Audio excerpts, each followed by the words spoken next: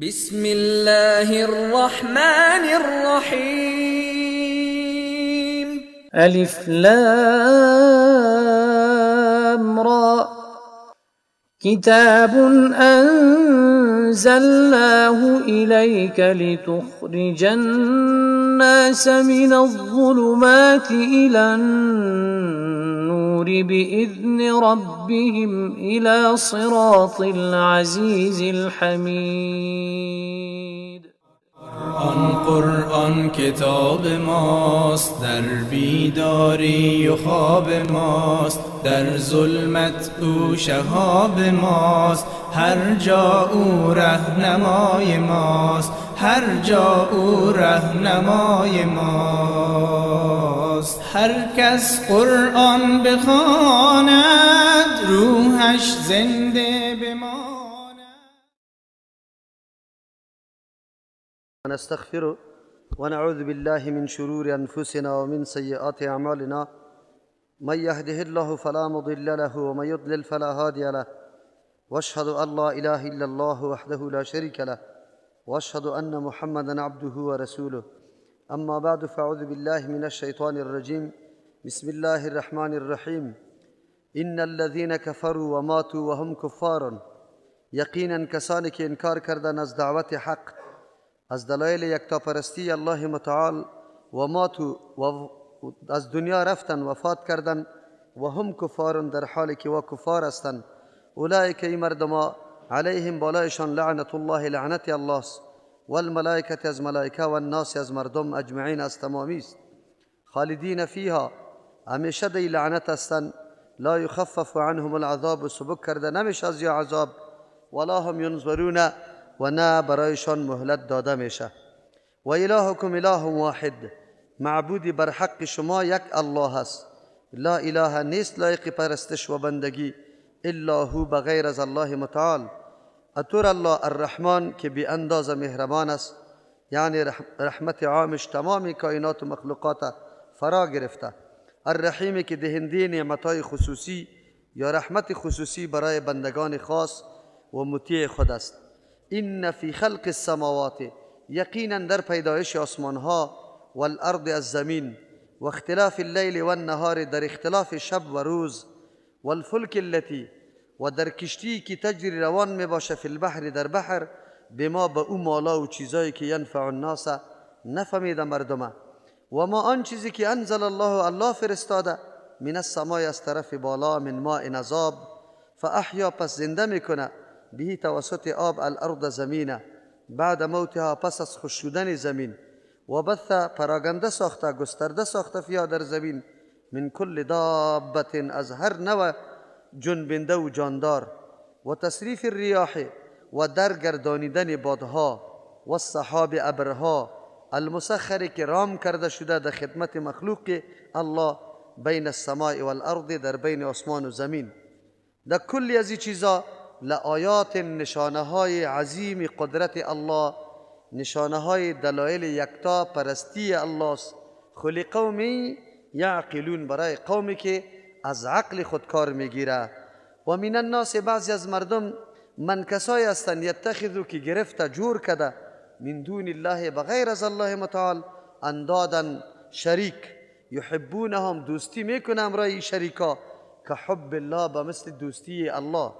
والذین آمنوا، کسانی که مؤمن هستند، اشد، خیل سخت هستند، حبا، از روی محبت، لله، برای الله. ولو یری الذین، اگر ببینن او کسانی که ظلموا، شرک کردن، شرک ورزیدن، اذ یرون العذاب، زمانی که ببینن عذاب. چی را ببینن؟ ان القوة لله، که تمام قدرت و قوت خاص برای الله متعال است، جمیعا مکمل. و ان الله، و ببینن که یقینا الله متعال شدید العقاب، سخت عذاب دهنده است. لما اشرکو، گاهی هم شرک نمی کردن، خو ندیده، وقتی که حالات ببینه، بعد از او درک میکنه که ما چرا شرک کردیم.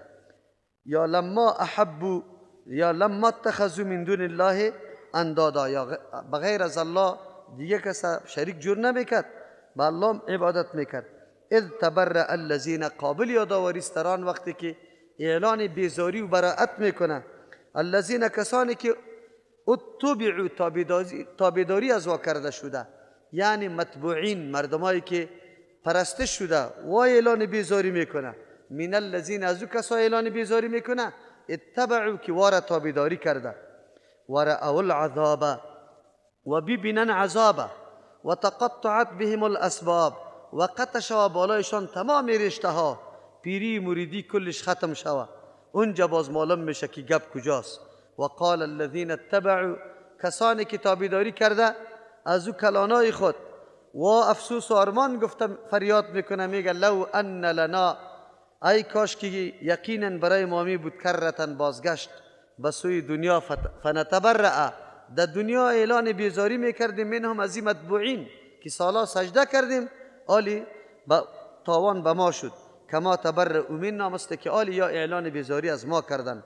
کذالک، مثل که اعمالشان هدر رفته، کذالک مثل که اعمالشان تاوان و خساره بالای خودشان، اینمی قسم یوریهم نشان میده برشان الله اعمالهم، نتیجه اعمالشان، حسرات علیهم که یک دم افسوس می باشه بالایشان. و ما هم نیست ای مردم بخارجین برآمدنی من النار، از آتش جهنم. دایات قبلی الله متعال اهمیت تعلیم، اهمیت تدریس و بیان کردن حقایق و واقعیت ها را بیان کرد که در اسلام موضوع بیان حقایق چقدر اهمیت داره و در ضمنش معلوم شد که اسلام چقدر اعتنا برای تعلیم و تربیه کرده، برای تدریس کرده. از او خاطر است که یکی از مزایا یا خصوصیات نظام مقدس اسلام است که از همه ادیان و نظریات و اندیشه ها کرده زیادتر توجه به مسئله تعلیم کرده. این جدا موضوع است که مسلمان ها از اینمی هدایات الله و از این اهتمام یا اعتنایی که الله برای تعلیم کرده چقدر مسلمان ها در غفلت باقی مانده، موضوع جداست. امروز عقب ماندگی ما در تمام عرصه ها، چی در عرصه اقتصاد است یا در سیاست است یا در میدان های دیگه است، بی توجهی مسلمان ها با آن چیزی که الله اهمیت داده بود است. الله اهمیت داده بود که از علم ما بهره برداری کنیم. الله به هر انسان استعداد داده، قابلیت داده و همه کائنات در خدمت انسان مقرر کرده. الله میگه توسط اینمی قوتتان شما استفاده از این امکانات بکنه و در تلاش شوی که از این بهره برداری کنه. مسلمان ها این میدان اعلا کرد. خب با تاسف کاش که میدان به خاطر ازی که در رشته دیگه، یعنی در مسئله تعلیم دینی خود پیشرفته می بودن، باز درد نداشت. تاسف در اینجاست که در میدان مادیات هم مسلمان ها بسیار عقب مانده باقی ماندن. از اونموی امکانات یا بخشش های الهی که در دنیا الله برای انسان مقرر کرده نتانستن مسلمان ها استفاده اعظم و بزرگ بکنه. کفار در میدان از مسلمان ها که پیش شدن و اصلی مقصدشان دنیا بود و در دنیا خود کامیاب کردن. آن چیزی که آرزویشان بود در او رسیدن، اسباب و وسایل عیش و عشرت به خود آماده کردن. اما مسلمان امیرم نتانست. کاش که در موضوع دینی خود یک کمی قدم فراتر و بالاتر می داشتن. با تأسف دختر و بچه توی میکنه، حتی موضوع طلاق نمیفهمه که چه قسم است، حتی موضوع آمیزش همبستری را نمیفهمه که در کدام فرصت میشه کدام فرصت نمیشه. مسلمان آنقدر از دین خود بیگانه شد که پرسان نکو.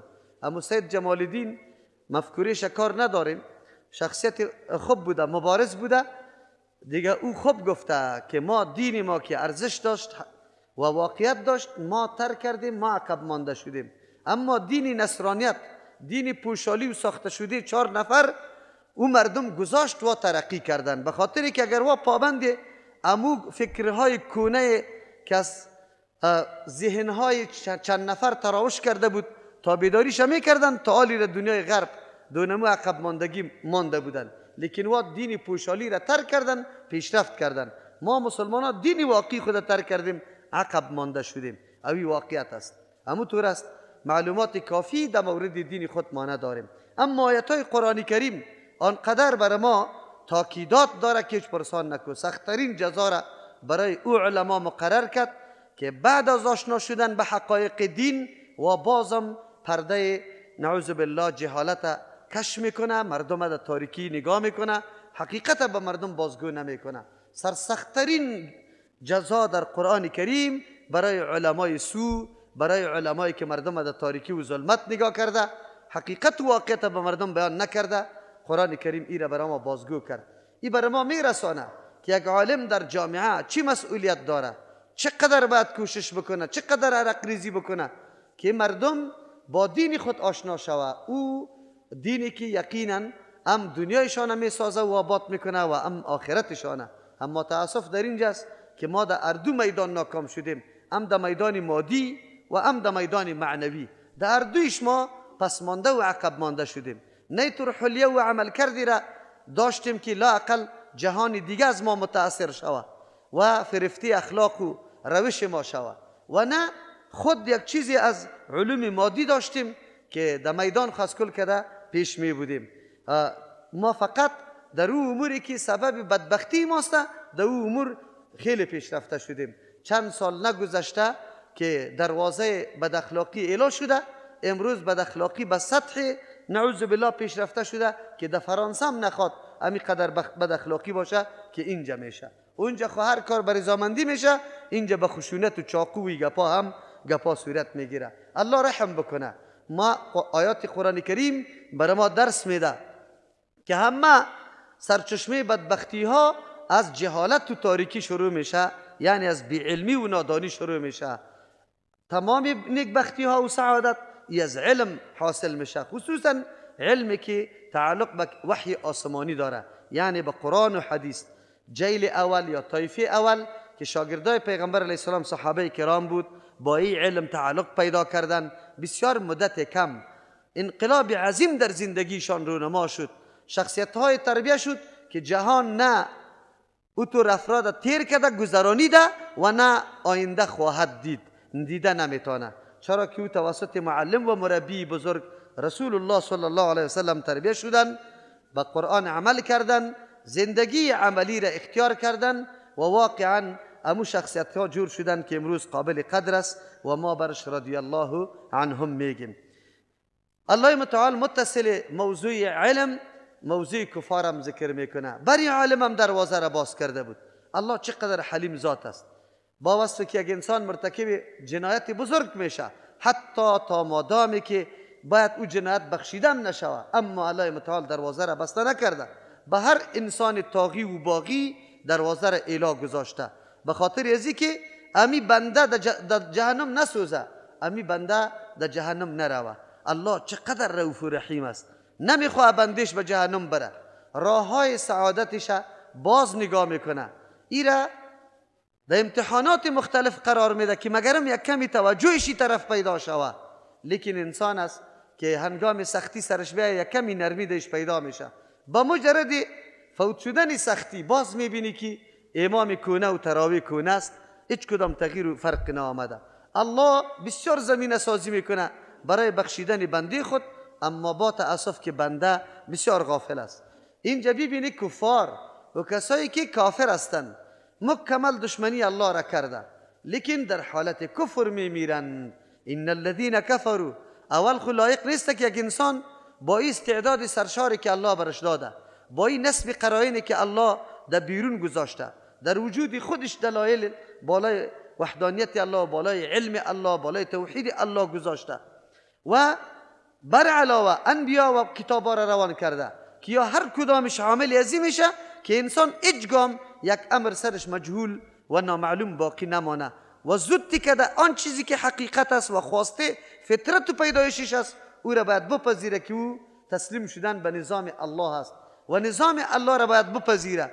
لیکن بازم انسان دونمو سردرگمو بنده خواهشات نفسانی میشه، الله را نمیپذیره. بازم الله متعال برش موقع اعلا کرده که توبه بکنه. ان الذين كفروا، یقینا کسانی که ناسپاسی میکنه، انکار میکنه از حقیقت، از واقعیت چشم پوشی میکنه. کفار کافر دیقانه میگه، دانه ها را میپوشانه به خاطر که او را پټ میکنه تا که پس سبز شوه. کافر ناسپاس است، نعمت الله را میپوشانه، در ضمیرش که صدای فطرت صدای فطری توحید است، امورم پٹ میکنه میپوشانه، نعوذ بالله بندگی خواهشات میکنه. این مردم از خاطری را کفرو میگه، انکار از حقیقت میکنه. و ماتو میمیرن و هم کفار، در حالی که یا کافر هستند. اگر کافر 100 سال 1000 سال باز بیا به سوی الله متعال اظهار ندامت و پشیمانی از کرده های ناشایسته خود بکنه، نزد الله متعال مکملی پاک میشه.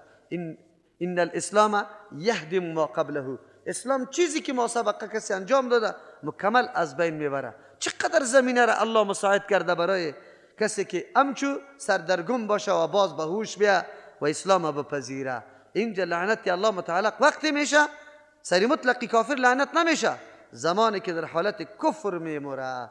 از امو خاطر است که علما در مورد لعنت فرستادن اختلاف داره که آیا لعنت فرستادن مطلق جایز است یا نه. قول راجح است که لعنت فرستادن مطلقا جایز است، به خاطر که پیغمبر صلی الله علیه و سلم بددعا کرده. لعنت ایره میگه که تو بددعا بکنی یک شخص مورد رحمت الله متعال قرار نگیره، تو بیش قبول نشوه، در حالت عذاب تکلیف هم در دنیا هم در آخرت باشه. ایره لعنت میگه. مفهوم لعنت امیسته که انسان در دنیا صاحب هدایت نشوه، الله برش هدایت نصیب نکنه، در آخرت الله برش جنت نصیب نکنه. چرا کسی که ملعون شوه از رحمت الله دور میشه. رحمت الله در دنیا هدایت است، توفیق ایمان است و در آخرت دخول جنت است، از هر دو محروم میشه. پیغمبر صلی الله علیه و سلم بالای اقوام خاص، بالای اشخاص خاص که به او معلوم شده بود لعنت فرستاده. از او خاطر مطلق لعنت خود جایز است، اما به طور عموم یا مشخص. به طور عموم جایز است. لعنت الله علی الکافرین، لعنت الله علی الظالمین، این را گفته میتونیم. لعنت بالای گناهکارای خاص پیغمبر علیه السلام گفته. زنانی که مویای خود زیاد میکنه، دیگه مویا را قطع مویای خود وصل میکنه، در بین دندانای خود چی میکنه؟ جدا جدا میکنه که جدایی دیش پیدا شوه، یا خالکوبی میکنه، یا ابروهای خود میچینه، یا خود مشابه مردا میکنه، یا مردایی که خود مشابه زنا میکنه، مویا را مثل زناوری از شانه زیادتر دراز میمانه، یا ریش خود اون انقدر پاک و صاف کل میکنه که حتی فکر نمیکنی این مرد است یا زن. شما این متوجه باشه، رسول الله لعنت گفته، رسول الله صلی الله علیه و سلم گفته. سری سودخور لعنت گفته شده، سری قمارباز و شرابخور لعنت گفته شده. لعان کسی که سیاست خود تهمتای ناحق میکنه در اونجا لعنت گفته شده. از او خاطر اینطوری لعنت گفتن به طریق عموم که یک صفت خاص مذموم و زشت در یک کسی باشه لعنت گفته میتونی، لعنت الله علی الکاذبین. لیکن به شخص که تنها باشه برای ازی لعنت گفته میتونیم یا نه؟ ولو که کافر باشه، قول راجح است که به شخص کافر لعنت گفته نمیشه. شده میتونه در وقت آخر امی کافر مسلمان شوه و تو برش لعنت گفته ای. وقتی که طور گپ باشه، پس اون مادرایی که همیشه در دهنشان بددعاست، همیشه در دهنشان به اولاد خود، در اولادای خود بددعا میکنه، الله تو را نامراد کنه، الله تو را در مقصد نرسانه، الله تو را قطع توب هلاک کنه، الله تو را چیستا فقیر و گپا بکنه، یا کلش لعنت هاست. این قطعا درست نیست که کسی بکنه، خصوصا در اولاد خود. این آلی قرت آمده برش بددعا میکنی، باز پسان که یک کمکی درد سرش بیایی باز گریبانی تا پاره میکنی. انسان چقدر عاجز است. یک دفعه در یک حالت است، دیگه حالت. علتش چیسته که آلی امی لعنت ها خیلی زیاد است، بددعاها زیاد است. هر پدر که امی ادناترین کوتاهی از بچه شو دیستی باز میگه که تو را عاق کردیم. اوی مردمی طور فکر میکنه که البته عاق ما میکنیم. اولاد که نافرمانی پدر و مادر در امری مباح کرد، خود به خود عاق است. نافرمان عاق نافرمان میگه. اگر تو عاق بکنی اگر نکنی اون نافرمان است. چرا نافرمانی کرده؟ با ناعاق کردن تو عاق نمیشه که اولاد در ترجمه قرآن میاد تو عاق میکنیشه، برخلاف برعکس تو عاق میشی، تو نافرمانی الله جور میشی، اولادت الله میبخشه و دعای تو در حق از او قبول هم نمیشه. الله متعال به ناحق دعا را از کسی قبول نمیکنه. از او خاطر است که ما از لعنت بپرهیزیم، لعنت نگویم. اینجا لعنت که الله گفته در حالت گفته که و ماتو و هم کفارن، وفات کردن در حالی که یا کفار هستند. اولئک علیهم لعنت الله، این مردمانی هستند که مستحق لعنت است. خب لعنت تنها از الله، چرا مخلوق الله سرش لعنت بگویه؟ ملائک چرا سرش بگویه؟ مردم چرا سرش لعنت بگویه؟ اونجا عالم سرش لعنت گفته میشد. کل چیزایی که لیاقت لعنت داشت لعنت گفتنه، کلگی باید لعنت میگفت. چرا؟ از دستی عدم بیان عالم، کتمان حق عالم، در دنیا قحطی آمده، در دنیا فساد آمده. فساد که شروع شد جنگا، درختها خشک میشه، در درخت ضرر رسید، جویا خشک میشه، در آب ضرر رسید، در جوی ضرر رسید، در ماهی ضرر رسید، در بقا ضرر رسید، در پرنده ضرر رسیده. وقتی که فساد شروع شود امن از بین بره، مردم به نظام الله تسلیم نباشه. این از جهت چی؟ از جهت ازی که عالم حقیقت بیان نکرده بود، مردم شروع به فساد کرده. آلی ضررش به کل مخلوق رسیده، لعنت کل مخلوق سری عالم میشه. چرا که وسیله و ذریعه برای فساد این مردکه شده. اینجا کافر چرا الله هم سرش لعنت بگویه، ملائک هم مخلوق الله هم سرش لعنت بگویه. به خاطر ازی الله سرش لعنت بگویه. الله پیدا کرده ایره، ای خالقی خدا نشناخت. خب ملائک چرا سرش لعنت بگویه؟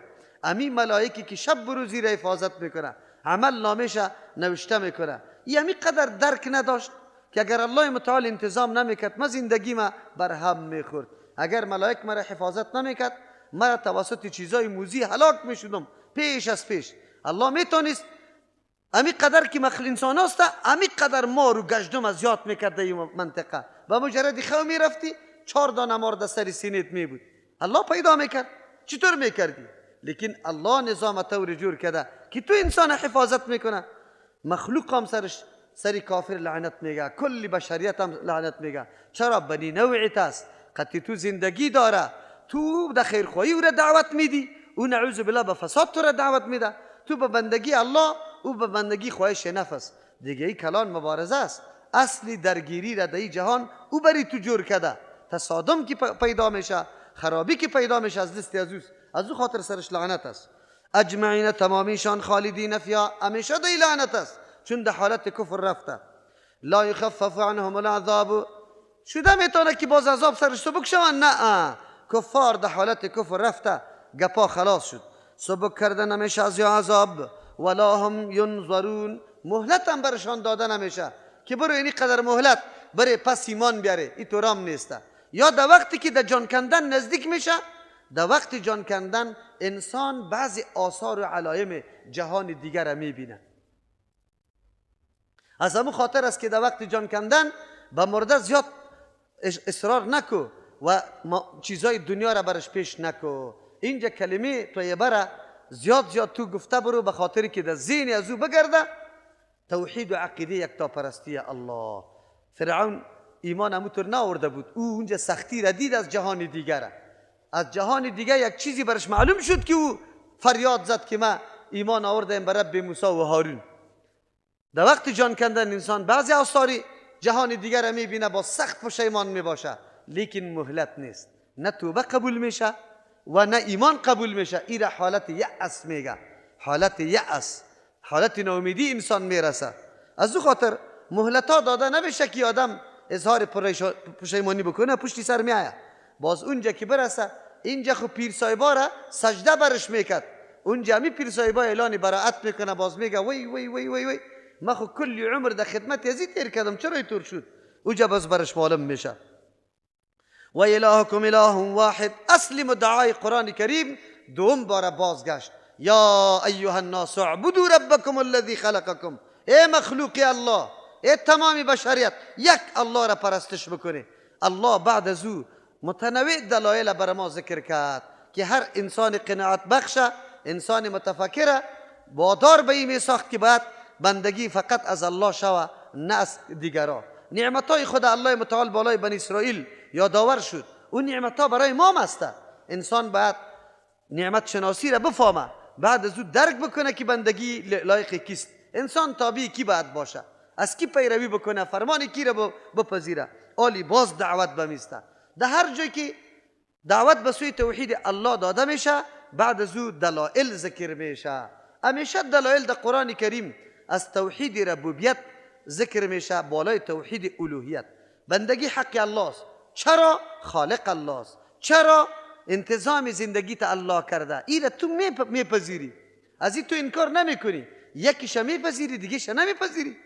توحید ربوبیت اقرار میکنی که خالقم الله است، رازقم الله است، عزت دهنده الله است، میراننده، زنده کننده الله متعال است. خیر چرا نمیپذیری که حق بندگیم فقط به الله خاص است؟ سجدم به الله خاص، رکوع به الله خاص، قیام، نظر، طواف، روزه، نماز، قربانی، هر چیز که عبادت گفته میشه یام خاص برای الله باشه.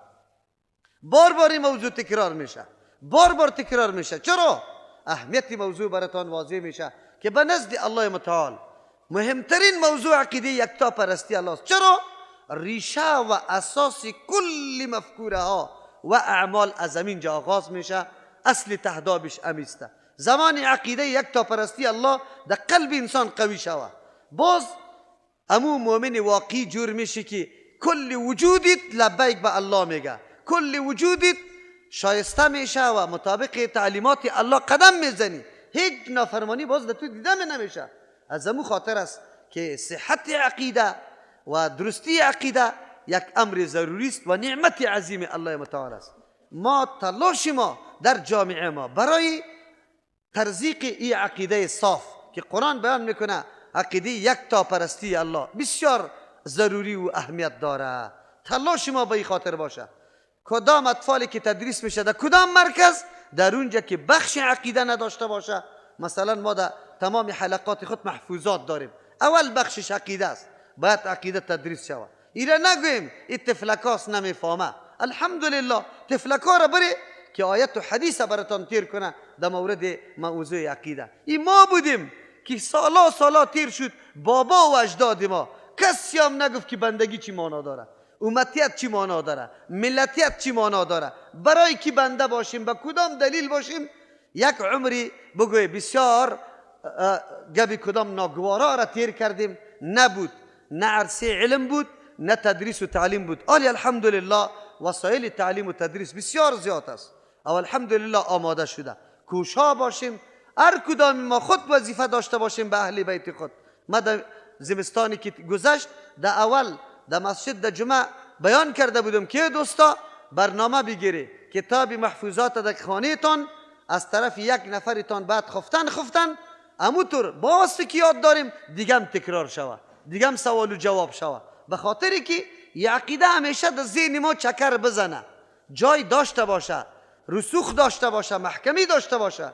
اعمال خود به خود جور میشه، خود به خود جور میشه. اعمال تابع اینمی ضمیر و عقیده است. تو عقیده داری که الله در روزه برای من پاداش میده، الله در روزه از من راضی میشه، الله در این روزه برای من عوض میده. این از نگاه عقیده است که تو را کنترل کرده. عقیده نباشه توی کار نمیکنی. عقیده بود که تو را وادار ساخت در درس قرآن حاضر کرده. چرا باورت یک اینطور پخته شد که من امروز یک حصه عمر خدا در درس قرآن کریم میدم و این برای ما بسیار مفید تمام میشه. باورت پیدا شده، این محرکش از این شد که تو در اینجا حاضر شدی. از این خاطر کار بالای عقیده اهمترین موضوع. کار بالای عقیده مسئولیت بزرگ یک هر فرد مسلمان است. این تعلق به مرد و زن اینطوری نیست که تنها از ملاها باشه. هر کدام ما در این عرصه و در این میدان داعیستیم، دعوت توحید الله را میدیم. از او خاطر الله متعال موضوع توحید به گونه های مختلف، به شیوه های مختلف، گاهی به دلایل عقلی، گاهی نقلی، گاهی به طریق تمثیل، گاهی به طریق بیان ضدش، این را مکمل برای ما بیان میکنه. آلی باز هم موضوع را الله تکرار میکنه. و الهکم اله واحد. زمانی که آیات توحید میاد یک دفعه نخونه، این را باید تکرار کنی. و الهکم اله واحد و الهکم اله واحد و الهکم اله واحد. قلب تکان بخوره، متوجه شود معبود او ذاتی که قابل پرستش و بندگی است، او ذاتی که حاجت روا مشکل کشاست، او ذاتی که حاکم تشریعی است، برای تو قانون جور میکنه، حلال و حرام میکنه، او ذاتی که مرجع است در تمام امور. کیست؟ اله واحد، یک الله است، کسی دیگری قطعی از شریک نیست. هیچ کسی، نه پیغمبر، نه ملک، نه جن، نه انس، نه پیر، نه فقیر، نه مرید، نه مولا، نه عالم، نه مجتهد، نه هیچ کسی همراه الله شریک نیست. معبود ما هر چیز که عبادت میکنیم فقط به الله شوه، به الله شوه، عبادت به الله شوه. قیام، رکوع، سجده، نظر، بگوی دعا، طواف، کلش مطابق فرمان الله برای الله شوه. و الهکم، معبود شما، معبودی بر حق شما، اله واحد، یک الله است، شریک نداره، نه در ذاتش که دو تا باشه، نعوذ بالله. اهرمنو بگوی دیگه چی میگه؟ یزدان، اینطوری نباشه. نه در افعالش، نه الله خو کارا را پیدا میکنه، خو یک بعضی ایسا را ترکستان ده فلانی پیر صاحب داده، اوی داره میکنه، کابل ده عاشقان و عارفان داده. اینطوری گفته نمیتونی. الله در افعال خود یک و یگانه است. الله در افعال خود یک و یگانه است. الله در صفات خود یک و یگانه است. کدام صفت که برای الله ثابت است و مخلوق ثابت نیست؟ الله سمیع است، شنونده بلا اسباب و وسایل. این صفت برای الله است، برای مخلوق ثابت نیست. بلا اسباب مخلوق شنیده نمیتونه. در لفظ شریک شد، انسان هم سمیع میگی، علیم میگی، لیکن در مصداق شریک شده نمیتونه. الله سمع را بلا وسایل میکنه و تو سمع را با وسیله میکنی. فرق است بین تو و الله متعال. هیچگاه الله برای خود شریک نداره. الله در عبادت هیچ شریک نداره، حق عبادت از خودش است. لا اله الا هو، تکرار میکنه، نیست لایق پرستش و بندگی، نیست حاجت روا و مشکل کشا. اگرچه ما حاجت روا و مشکل کشا را معنایش ذکر میکنیم، لیکن اصلی معنایش نیست. اصلی معنای است لا اله، نیست لایق بندگی و پرستش، الا هو، بغیر از الله متعال. چرا؟ نزاع و جنگ از اول بشریت تا آخره در طول تاریخ نزاع و جنگ سری توحید الوهیت بوده. توحید الوهیت، توحید الوهیت از جانب بنده شروع میشه. بنده عبادت میکنی، با کی میکنی؟ برای کی میکنی؟ خلاص. نماز میخوانی، برای کی میخوانی؟ نظر میکنی، برای کی میکنی؟ دعا طلب میکنی، از کی طلب میکنی؟ از تو شروع میشه. یکی توحید ربوبیت است، از الله شروع میشه، کاری الله است. تو عقیده میکنی که دینی کار الله مستقل است، خلاص. لیکن توحید عبادت وظیفه توسته، کاری توسته. نماز میخوانی، برای کی؟ روزه میگیری، برای کی؟ حج میکنی، برای کی؟ جهاد میکنی، برای کی؟ با یک برادر محبت میکنی، برای کی؟ به خاطر کی؟ ایره توحید الوهیت میگه. نزاع و جنجال انبیاء علیهم السلام امرای قومای خود ده توحید الوهیت بود. توحید الوهیت بود، دیگه چیز نبود. با تاسف از کدام توحیدی که قرآن زیاد چی میکنه؟ مردم ما دمو توحید خیلی گرفتار است. امو توحید از بین برده، ده شرک گرفتار است. رکوع را به یکی، قیام به دیگه، سجده را به دیگه، نظر به دیگه، آواز دادن به دیگه، طواف کردن به دیگه، کلش تقسیمات کرده. بله، شفا دادن او توحید ربوبیت است. او را هم شرک میکنه در توحید ربوبیت هم، وگرنه در اصل ایسته. لا اله نیست لایق پرستش و بندگی. برادرای تبلیغ ما در یک جای توحید الوهیت بیان نمیکنه. در الله نه کیدو یقین، در بنده نه نکیدو یقین. در کیدو نکیدو یقین توحید ربوبیت است. مشرکین مکه این عقیده داشتن، از الله شودن و از غیر الله نشودن عقیده که این توحید ربوبیت است. مشرکین مکه قبول داشت. بیان توحید الوهیت شوه، نظام که پیدا میشه همینجا پیدا میشه. وقتی گفتی که زیارت قابل طواف نیست، این زیارت قابل بگوی تعظیم نیست که تو برش بیایی آلی ایتر به احترام استاد است که تو میگی توی را میبینی ای برات سعی میکنه. اینطور نیست. وقتی اینی را گفتی مردم در جانت میخیزه، مردم در مقابلت میخیزه. الرحمن الرحیم، نیست لایق پرستش و بندگی بجز از الله. چرا؟ به خاطری که الله رحمان است. در این صفت یک کسی امرای الله شریک نیست. کلگی محتاج الله است، محتاج رحمت الله است. مرحوم است، مرحوم، رحم الله کرده. پیغمبر مرحوم است، ملک مرحوم است، جن مرحوم است، ملا، عالم، پیر، هر کس مرحوم است، محتاج به رحمت الله متعال است.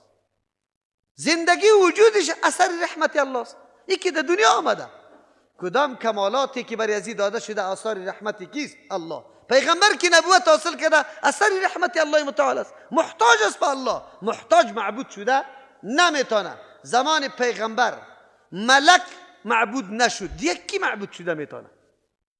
کی است که معبود شود؟ الرحیم، دهنده نعمتهای خاص است. در این صفت کسی امرای الله شریک نیست.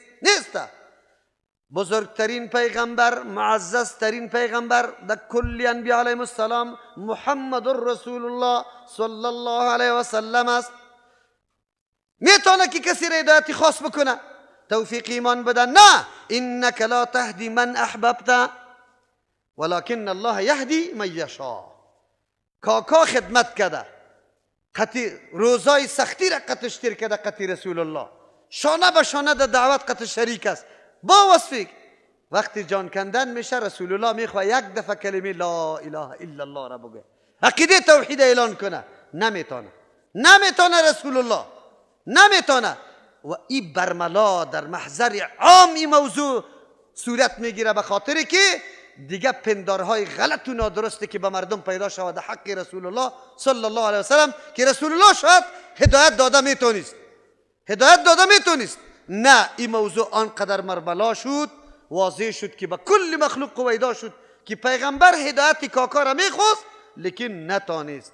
زمانی پیغمبر کاکای خود هدایت نمیتونه، این پیر گمراه این چطور مردم دستی در عرش رسانده میتونه؟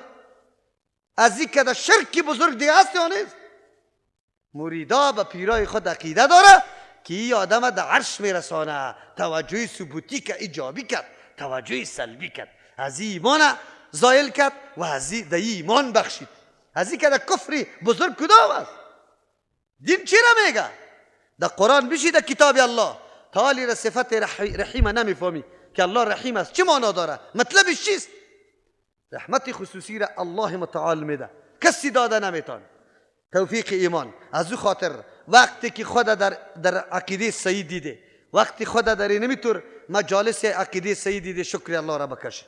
خودتان توان نداشتی، الله براتان ارزانی کرده، الله سرتان احسان کرده، تو را لایق دیده که امیتور عقیده و امیتور نعمت برات نصیب کرده، آل حفاظتش بکو، آل دفاعش بکو.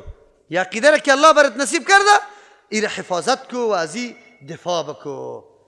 حفاظت وقتی میشه که آل مطابق عقیده حرکت بکنی، مطابق عقیده چرخ بخوری، با هر کس از امی عقیده انگیزه بگیری، محور امی عقیده باشه و دفاع از عقیده بکنی. کسی که عقیده را قطع میکنه، عیب میلگانه، در مقابل استاد. دلیل میگه الله.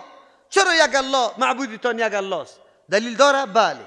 الله یک دفعه انسان میگیره، چیزایی که ما با چشم سر مشاهده میکنیم، منظرهای عجیبه، نظم دقیقه، دیسپلومی که هیچ انسان نمیتونه ایره کارگزاری بکنه. اگر در یک برگ درخت ما بگیریم، کتاره هایی که در بغل برگ درخت سمیر شمار بکنیم به یک نظم خاصی که الله متعال امی برگ داده، کدام رگایی که در بین برگ است، این پهن صحن پهن کی داد، این چه قسم ایره رگایش تقسیمات شده، این رنگ کی داده، این رنگ کی داده؟ داده میتونه کسی؟ هست کسی؟ انسان است. این انسان اگر یک دفعه در این صفحه پهن هستی یک نظری خدا بندازه، عجایبات الله را مشاهده میکنه. این عجایبات خود دلیل بالای وجود الله، بالای علم الله، بالای توحید الله، بالای بگه حکمت الله، بالای خبیر بودن الله، بالای قیوم بودن الله، سری صفات الله دلیل است. بیالی تو را از دستت میگیره، امی طور میاره که انسان بی که چی کار است، سیاره ها را بی، فضا را بی، دیگه کره را بی، هر کدام وظیفه مشخص داره انجام میده، شب و روز تبدیل میشه. یا فتاب در اختیار کیست؟ کی را طلوع میده و بس غروب میکنه، تغییر شب و روز میاره، کی گرمی میاره کی سردی میاره.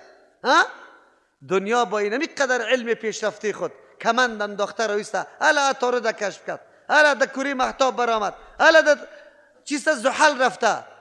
با الله معلوم این مطابق علم کوچک یک انسانی است که قدر تخمین کرده رویسته و هر قدر که بالا میری با جز از اینکه بگوی صحنه هستی قدرت الله برات عظیم شده میره، بزرگ شده میره، دیگه چیزم به دست برات نمیآید.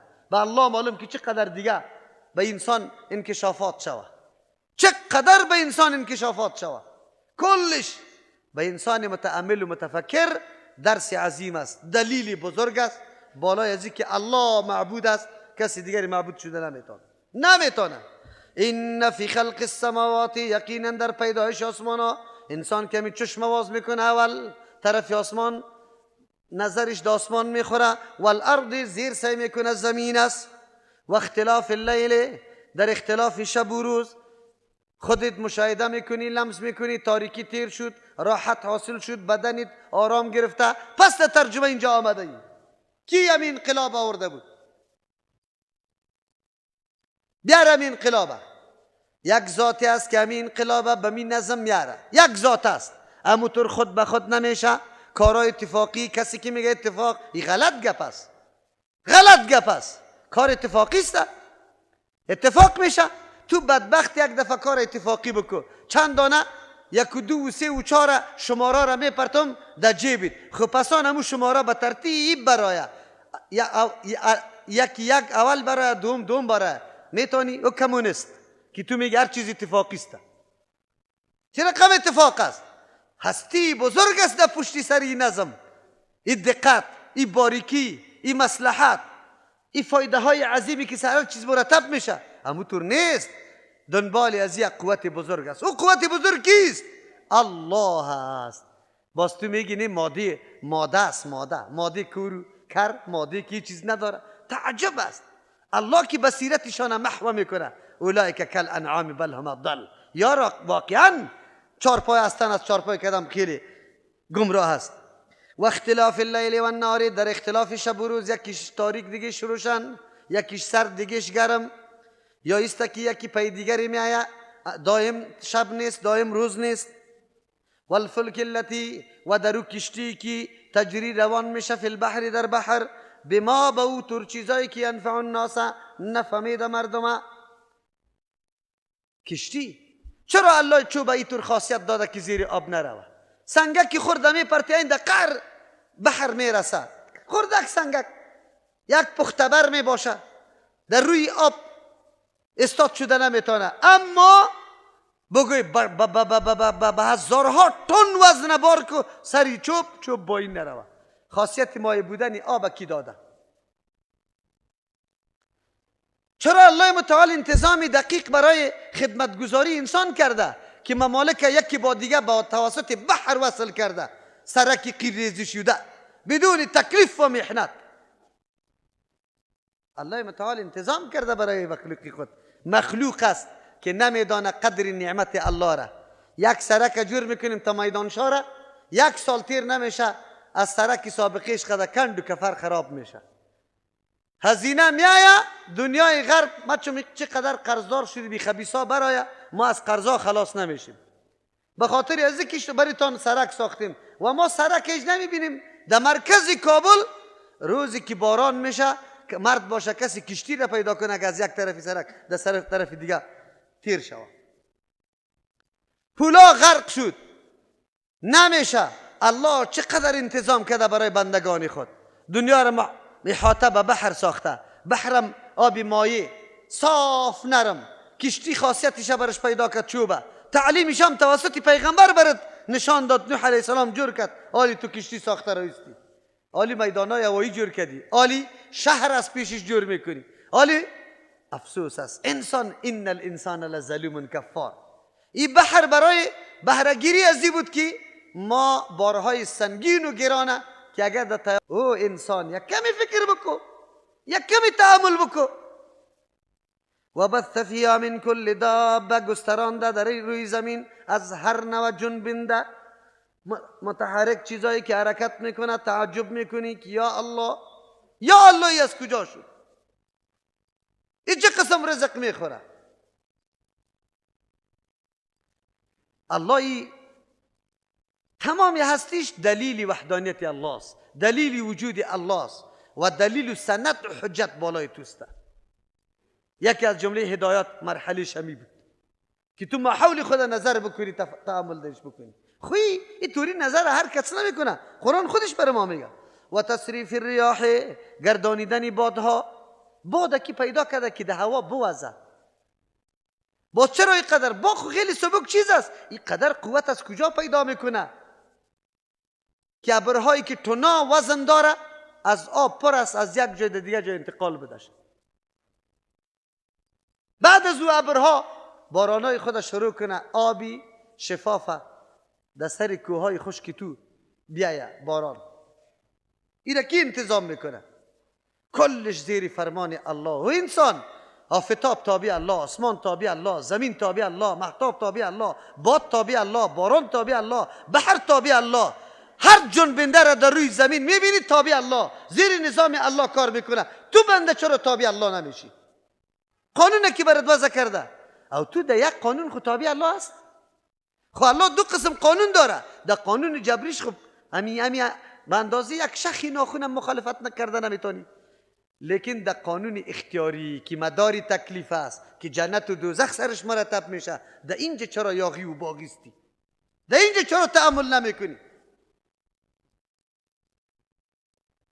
و السحاب المسخر بین السماء والارض، و او ابری که رام کرده شده، تابع کرده شده، در کار مخلوق الله لگانده شده. الله مقرر کرده که خدمت مخلوق بکنه. در بین آسمان و زمین، در کل چیزایی که قبلا تیر کردیم چی است؟ لآیات، نشانه های بزرگ قدرت الله، دلائل توحید یکتا پرستی الله، دلائل معبودیت الله، دلائل یک بودن معبودیت الله، که الله یک و یگان است، قابل عبادت تنها است، کسی دیگری همراه شریک نیست. خب برای کی دلیل است؟ برای مردمای لوبالی، مردمای هوا پرست، عیش پرست، مردمایی که بندگی ماده و مادیات کرده در کل عمر. لقوم یعقلون، برای قومی که یک ماده خیلی قیمتی را الله داری وجودی تو گذاشته و تو از حیوانات و جنبندای دیگه متمایز ساخته. او را به نام عقل یاد میکنه، او را به نام استعداد فکری و ذهنی یاد میکنه. اینمی استعداد فکری و ذهنی است که تو را حاکم گردانیده بالای مخلوق الله. توسط همین استعداد استفاده کرده رویستی. از آب چه قسم استفاده؟ از میوه، از خاک، از سنگ، از معدن، از طلا، از نقره، از پرنده، از حیوان، از فضا، از بحر. چه رقم استفاده میکنی؟ الله استعداد برات داده. عقل است، عقل است. عقل ولی نگاه که حفاظت کو، نه توسط شراب خوری از بین ببرشه، توسط پودر از بین ببرشه. عقل حفاظت کو، توسط ماحول و محیط از بین ببرشه، توسط غضب از بین ببرشه. عقل حفاظت کو. این جوهری تست، خبر داری نه که تو را حاکم گردانیده بالای کائنات. حکومتی تو از اینمی عقل است. خود چرا از عقل خود کار نمیگیریم؟ نه. لقوم یعقلون، برای قومی که از عقل کار میگیره. بالکل آدم متفکر را داره، بجز از که اعتراف اقرار بکنه که بندگی مخصوصی کیست. کل مخلوق باید بندگی یک الله را بکنه. حق بندگی برای یک الله متعال است. هیچ کسی همراه الله شریک نیست. همه بندگی را به الله بکنیم، دیگه راه نداریم. این دلیل شد بالای عقیده توحید الله. خوب آیا اینطور انسان هم پیدا میشه که با وجود این قدر دلایلی که مکمل به چشم سر مشاهده میشه، عام و خاصی را بفهمه، درکم کرده میتونه، کسی پیدا میشه که غیر الله را معبود جور بکنه و شریک جور بکنه؟ بله پیدا میشه. و من الناس، بعضی از مردم من کسی است، یتخذو که جور میکنه، من دون الله، بغیر از الله متعال، با وصفی که یک قدر دلایل تیر شد که درک میکنه، حقیقت و واقعیت برش واضح میشه که حق بندگی تنها برای الله است، لیکن میخیزه غیر از الله. کی را جور میکنه؟ اندادن، شریک همراه الله. شریک یاد طاعت، یاد محبت. آن قسم طاعت و فرمان برداریش میکنه مثل که از الله را میکنی. خواهش نفسانیش برش میگه، گرد قطش گشته رایست، شیطان برش وسوسه میکنه، دنبالش روان است. نمیگه که شیطان از دشمن است، مرا تباه کده نیست. نه، چرا ما فریب بخورم؟ دنبال خواهشات رفته روان است. چه رقم رفته روان است؟ ما در مثالی که عقل مغلوب میشه توسط شهوت، توسط قوی غضب، توسط قوی وهم، توسط رواجای بگه منطقی، چقدر عقل متاثر بشه، بیچاره رای خود کشیده نمیتونه. یک مثال براتان میگم. در اطاعت آنقدر محبت به همراه خواهش خود داره که الله ملا را فراموش میکنه. قطعا الله را فراموش میکنه. چه رقم فراموش میکنه؟ زنا میکنه با دختر همسایه، سخت همسایه نیکیشان است. در غم و درد، در رنج و تکلیف، در مصیبت ها به دردش خورده، هر غم و دردش همراه همسایه است. پیسه قرض برش به ضرورت شده است، پیشش قرض کرده، تمام همکاری و هم دردی قطعش کرده، عالی قدی دختری همسایه زنا میکنه. برش معلوم است حکمم که اگر من گیر شوم سنگسار میشم، من سنگسار میشم، دوره زده میشم، رسوایی مردم و مخلوقام میشم. احسانی که با همسایه داری، همسایه اعتمادم سرت میکنه، من میرم سیاسرای من اینجاست، من جای سفر دارم، فکرتان باشه، لیکن تو غلط کار میکنی. حکم الله موجود است، خودم معتقد به اسلامم میدانی، لیکن بازم به خاطر نعوذ بالله 2 دقیقه لذت شهوت نفرمانی الله را در نظر گرفتی، نه احسانی همسایه را، نه عذابی که دنبالش است، نه پشیمانی را، کلش در هم و بر هم زدی. محبت امرای چیز زیاد شد الله یا امرای شهوت زیاد شد؟ محبت شهوت زیاد شد. گناه همونطور نمیشه. گناه وقتی میشه که در مقابل الله یک امر دیگر محبوب میپنداری و او تابیداری از او را از الله قدم پیش میپنداری. در توی بچه همسایه که آمدی به خاطر چی آمدی؟ محبت بچه همسایه خیلی زیاد بود، دختری همسایه خیلی زیاد شد، یا محبت الله و رسول الله؟ کدامش زیاد بود؟ مردم چیخ میزنه وی ما شرک نمیکنیم. شرک چی را میگه؟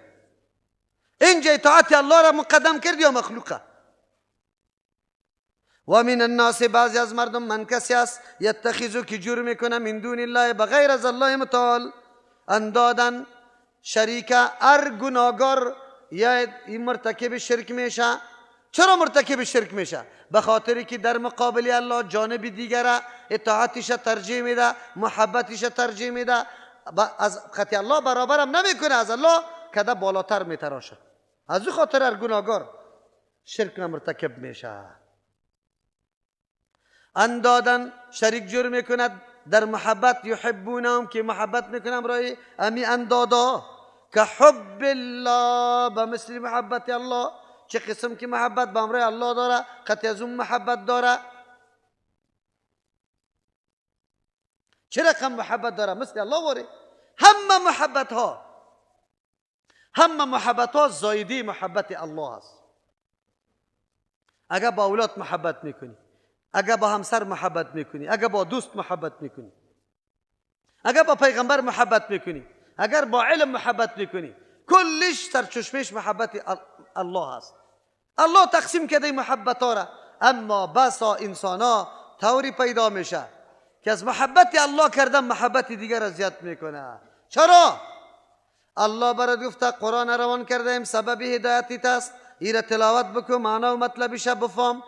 ما شما دایتا برنامه انبیاء علیهم السلام بیان کردیم که تلاوت است، فهم معنا و مطلب است، عملی کردن احکام الله است. مرید صاحب پیر صاحب برش میگه قرآن تلاوت نمیتونی، نمیکنه تلاوت.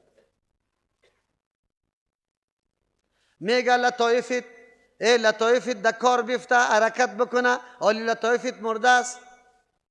لطایفت مرده است، از خاطر تلاوت قرآن کریم نکو. چرا لطایف مرده است؟ قرآن کریم اگر تلاوت کنم نمیشه لطایفم زنده شه. خودشان میگه تاثیرات قرآن خیلی زیاد است، تا که او موجود باشن نمیشه که برقرار شود. از خاطری را ترک کو. این بیچاره عمیق فکر نمیکنه مرید که خو وقتی که تاثیرات قرآن لطایف قرآن در قلب ما اینقدر قوت داره، دیگه چی ضرورت دارم به لطایف پیر صاحب؟ او چرا پیر صاحب طور میگه؟ چرا؟ به خاطری که اثرات قرآن کریم در اونجا در قلبی که موجود باشه. پیر صاحب خو اثرات شیطانی است، اثرات شیطانی در قلب رفتن نمیتونه. از او خاطر به تلاوت قرآن قطع شود تعلقه 50 روز باز بعد از او پیر صاحب برید وظیفه میده که لطایف شیطانی در حرکت شود. حالی دیگه مست میشی، یکم اینی شگک گاهی خوای دروغی را میبینی. خوا خودی پیر صاحب برد میگه امشب خو میبینی. اینقدر شیطان ها قطع از واچی است، همکار است. شو شیطان در خویش میآید، ایره میگیره، غرقی دریا میسازه، غرقی دریا. پیر صاحب برش میگه باز فکرت باشه که به ما آواز بدی، به الله او تو مستقیم رسیده نمیتونی. ای که شو شیطان پچقش میکنه در دریا، یک دفعه پیر صاحب میگه پس از دریا میبره. صبا دیگه پیر صاحب اعلان نمیکنه، میگه خیلی کار پیر بود، امشب غرق شده بودم. اوی خود کار شیطان بود،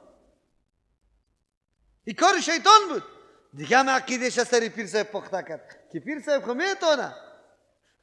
خب امیقا تجربه نکرد که تو باش یک مرتبه یک امتحان میکنیم، یک نفره بگویه که مرا در فلانه جای چاقو سرم بکش و من یک صدا میزنم که پیر صاحب میتونه یا نه مرا نجات داده.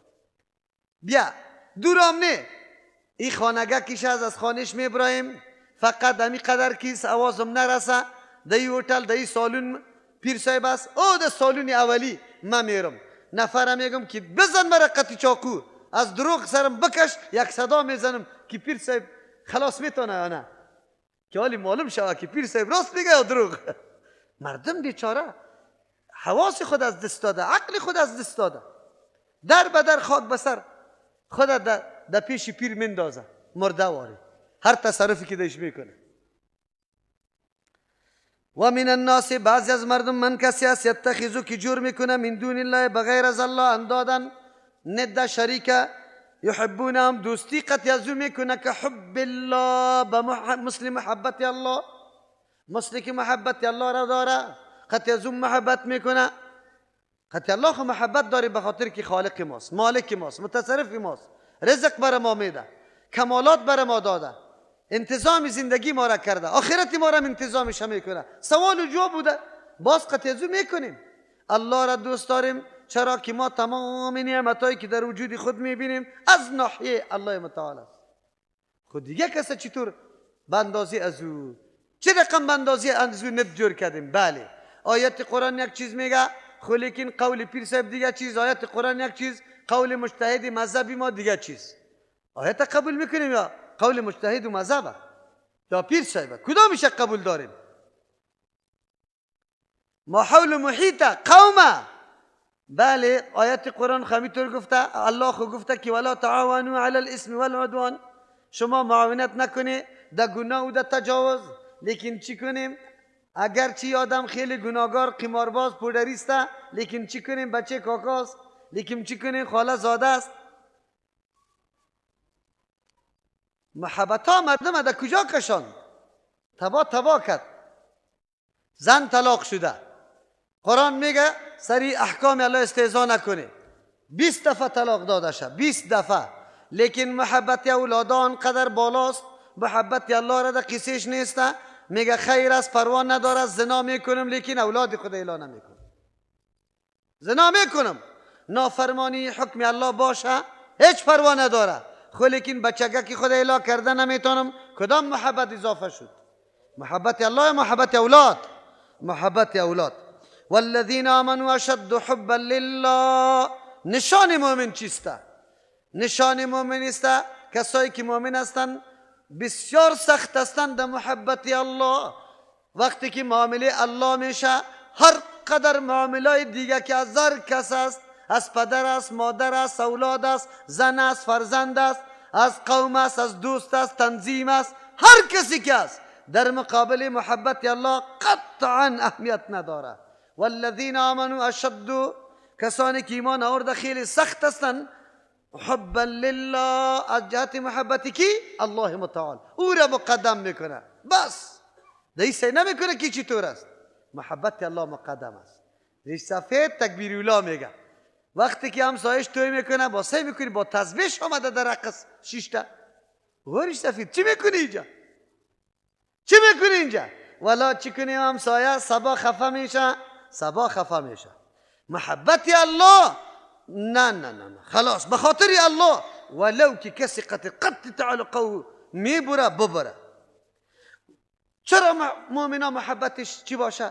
محبت های دیگه کلش عارضی است، یک وجه بری خود داره، تا وقتی که وجه موجود است محبت است، تا وقتی که شهوت موجود است محبت است، تا وقتی که امو مقصد و غرض داری اولاد به خاطر از که سبا روز به دردت میخوره، اونمو است. دوست محبت میکنی به خاطر که یک هدف برش داری، کارت پوره بشه. اگر کار نبود باز هیچ محبت نیست. کل محبت های دیگه عارضی است. محبت با الله، این محبت چی است؟ یقینی است. چرا این سرچشمه از علم میکنه، از عقیده تو باور میکنه که الله را چرا ما دوست داریم. دیگر روش کلش عارضی است. ولو یری الذین ظلموا، آلی الله بیان میکنه، آلی خویی قدرا را نمیفهمه، باز یک وقت میفهمه. ولو یری الذین ظلموا، اگر ببینه کسانی که شرک ورزیده، اینجا مراد اونمو شرک است، در محبت شرک ورزیده، در اطاعت شرک ورزیده، چی را ببینن؟ یک جمله را اینجا اعلام میکنم، ان القوة لله جميعا، اگر ببینه کسانی که شرک ده که قوت مکمل لله، خاص برای الله است، جمیعا مکمل، اختیارات تصرفات کلش پیش الله است، مالک نفع و ضرر تنها الله است، هیچ کسی دیگه مالک نفع و ضرر نیست. و ان الله شدید العقاب، و ببینه که الله متعال سخت عذاب دهنده است. لما جعلوا لله اندادا، جور نمی کردن به همراه الله شریکه، یا لما اشرکوا شرک نمی کردن. اگر ببینه که کل اختیارات برای الله است، تصرفات برای الله است و الله سخت عذاب دهنده هم است، گویا می کار نمی کرد، خود تعالی را ندیده، خیری را کی افسوس میکنه؟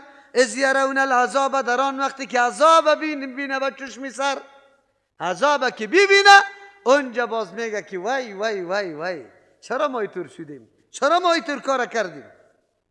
الله یکی از مهربانی هایش امیسته، صحنه های قیامت مطابق علم بشریت برای ما تمثیل میکنه، پیش میکنه تا باشه یک درس عظیم برای خود انسان که سبب جلوگیری از این در واقع شدن در شرک شود.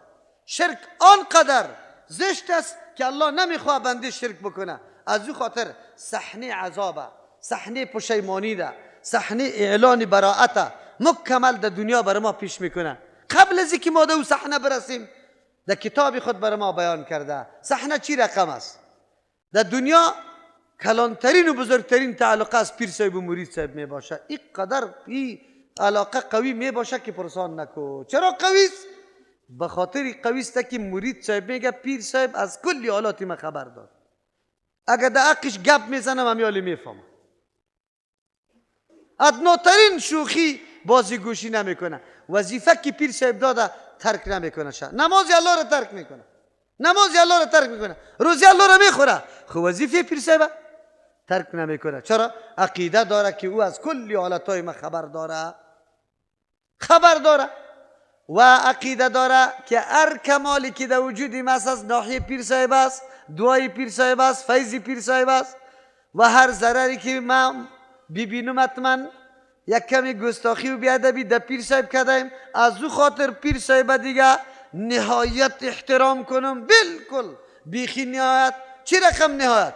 در دروازه که آمدم یک دفعه چیستا مرگی بگیره مرا، باز خود پرتم یک چند هو جا بکنم، باز بعد از او و چارغوک حرکت کنم، بیایم دمی پای ازی خود بندازم، باز پس از او برش بالا سعی کنم و ترسیده بسیار عیبت زده، باز پسکوی باز اونجا ملاق بزنم، باز ببینم وی زندگی شد، خلاص شد.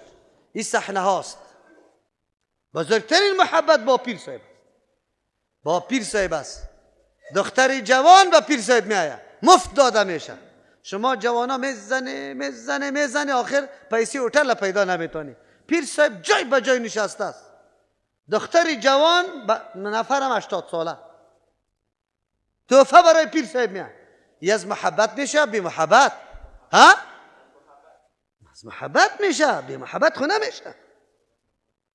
این صحنه است اینجا که تمام عمر رکوع کو سجده کو پسکایی برو هیاهوی کو، نمازی تام سرت فاسد شوه. چرا؟ یکی در نمازه استاد شباز چی میکنه؟ یکیش میگه او، دیگهش میگه با دیگه شطور میکنه، باز دیگهش ملاق میزنه.